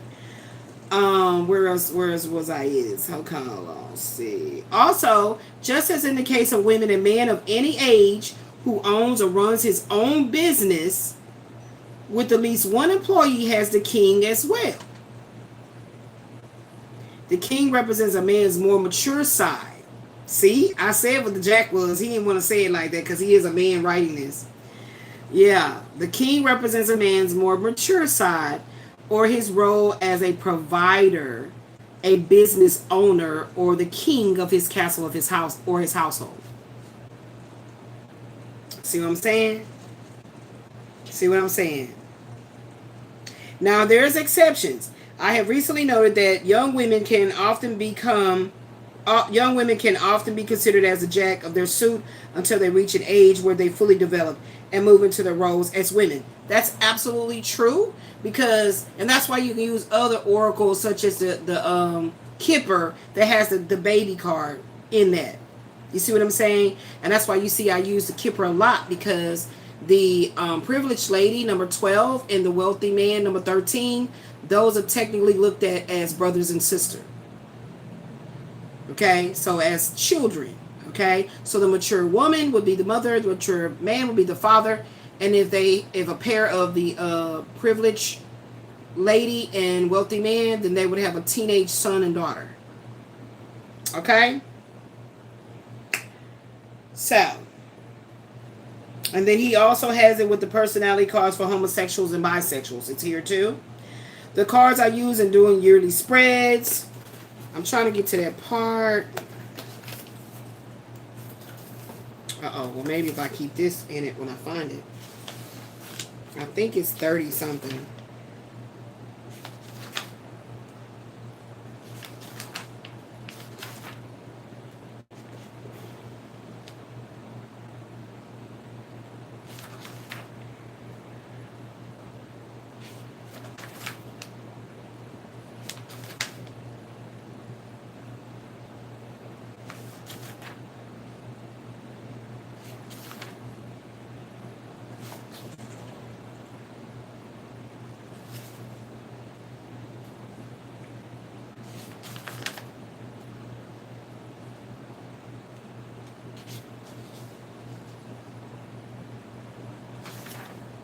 Okay, here you go. Page 32. Page 30. That's why I kept looking over here, because I knew it was on this side. Page 32. Past life relationship connection. In my experience as a reader of both the cards and astrology, see, he has a double layered effect to how he learned this system and then wrote a magnificent book like this. I have come to appreciate that many, if not most of the people we know in this lifetime are those that we have been with before. Many people can feel these connections intuitively, and others can relate to it when you mention that as a possibility. There's a certain connection between cards that is one of the strongest indicators of a past life together. My research has shown this to be a consistent indicator, even though those people with whom you share this connection in the cards are not the only ones that you may have had past lives with. For a complete list of all the past life connections, read my Love Cards book. And that's the book that I have not delved into because it goes so deep. Every time I start, I'll be like, oh my God, it gets very overwhelming of the truth, because I'm about to be 52. So if you live life to a certain level like that, you're at the half point. You know, it's like, wow, it can get kind of like scary to know the accuracy of your life has unfolded. And you're like, well, wow, well, how does he know that and can put it in a book? That's crazy, right? But that's what's actually intriguing for me to continue.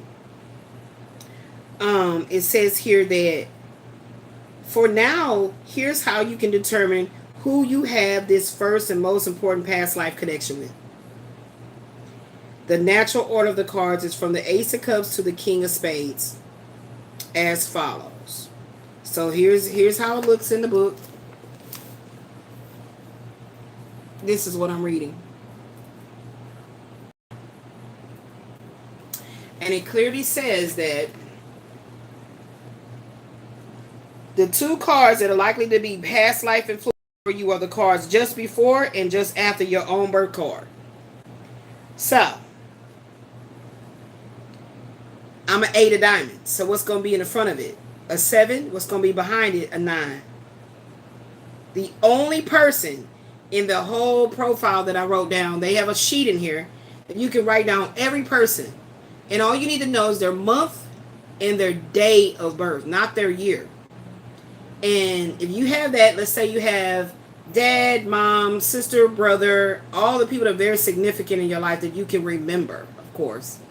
And you write all that down, and then, because I didn't write him down, I was just writing down my mama, my daughter, my brother, my cousin Mona, my cousin, Ben, and like I was writing down family like that, nothing significant. Well, of course I wrote down the husband, the ex-husband, so I wrote him down. I wrote down Ashley's dad. I definitely wrote down Quasi. And I wrote down Michael, but just because, like, okay, not thinking anything of it. Like, okay, it's saying write down people that's been significant in your life. Okay. Wrote it down. And then when I got to this part of the damn book, I was like, what? How? And that's what kept me on this quest to find out how and why and what happened. It says, this means that if your birth card is the 5 of Cups, your 2 past life cards are the 4 of Cups and the 6 of Cups. If your cards is the Ace of Diamonds, your past life cards are the King of Wands and the 2 of Diamonds. Likewise, if your birth card is the Ace of Cups, your 2 past life cards are the King of Swords and the 2 of Cups. Those people that are past life cards to you are those with whom you feel a sense of familiarity, even when you first meet them. You may even sense that there is some past history between you, even though you cannot remember what it is. Usually past life people are friendly to you, and the two of you have an easy time getting along. Really? Not if they were a culprit, that's not going to be the case. Past life cards have the greatest potential for marriage of all of the possible connections. So you see that shit? When two people meet who have this kind of connection, there's a strong pull towards being together and making a lasting commitment. That's exactly what the problem was. You poured it in my life. You came on in my life already with a girlfriend and 2 kids, and then wanted me to believe that it was just co-parenting and bullshit and lies. Like, stop. Right? Like, too many goddamn head games. Okay? It says, in truth, any connection found in the spiritual spread is a past life connection. Now, that's what I've been looking into. So I'm glad that I did get to that point, the spiritual spread. Where is the spiritual spread at? That's what the one I was supposed to be studying. Is the spiritual spread in this card? This book? Where the spiritual spread at?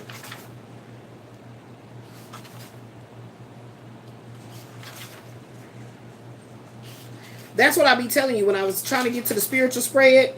See, here's the worksheet. Here's a worksheet. This is one of the worksheets. And this is for how you would actually technically do a reading for somebody. But I never studied this book for me to try to like read on other people's lives. That's why I keep promoting for folks to read about their own life. Now, if you can't read, then there's other ways to do shit. But, that's not my approach to it. To read other people's lives. Where is this? Only, I'm reading about my own life. And I can facilitate helping somebody else to read about theirs. Okay? The light path.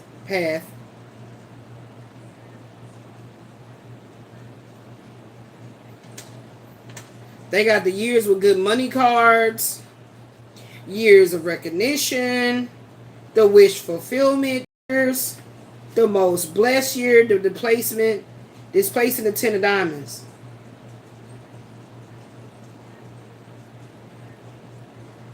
That's how you can tell he did study astrology. He didn't know. I can just tell by his wording. Where is it? Is the spiritual spread in here?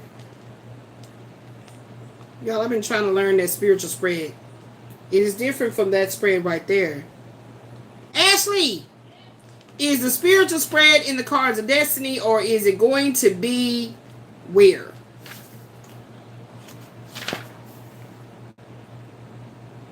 Yeah, maybe it's back here. Oh, is this it? Is the, so I had pinned. Okay.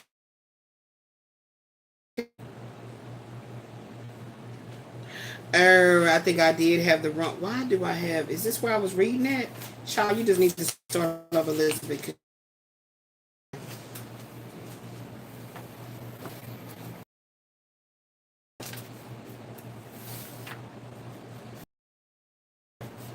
That Ace of Spades been so much in my stuff.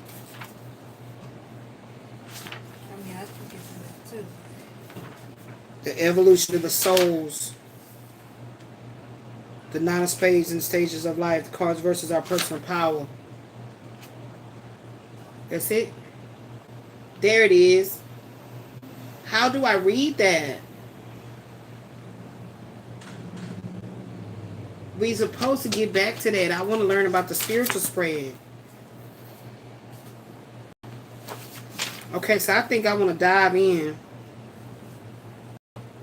I want to dive.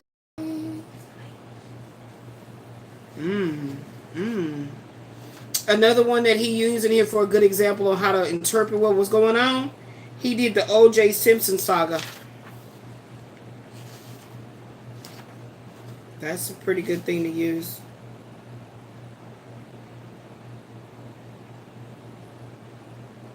Your yearly cosmic lesson.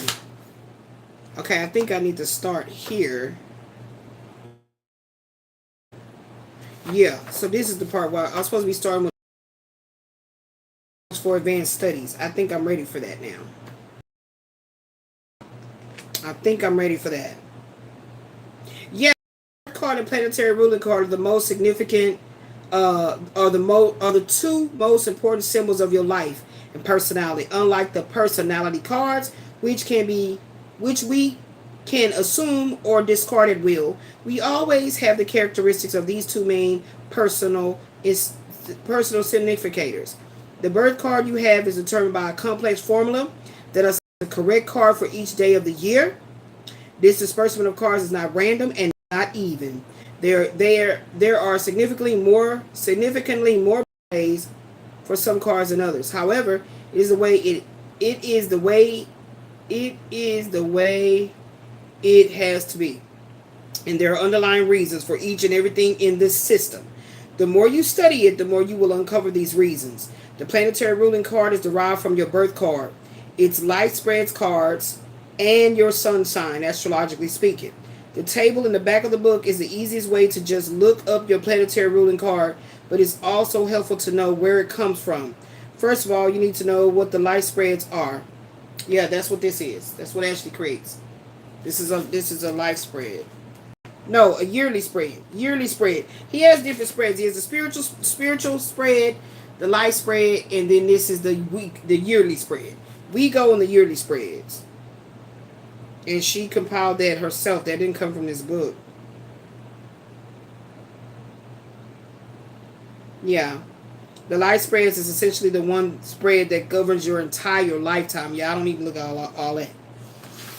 I don't even look at all that. Yeah, this is what I was studying. This is why it has so much highlights and everything in it. And I need to get back to it. So it was chapter 9. Chapter 9. But again, my freaking thumb, and I like to actually tangibly write notes. I don't necessarily like to, be trying to type it up, but I'm going to have to do what I got to do. But I like to actually write and then, highlight and all of that. It makes things illuminated. So were we done with this spread? I think we were. Were we done?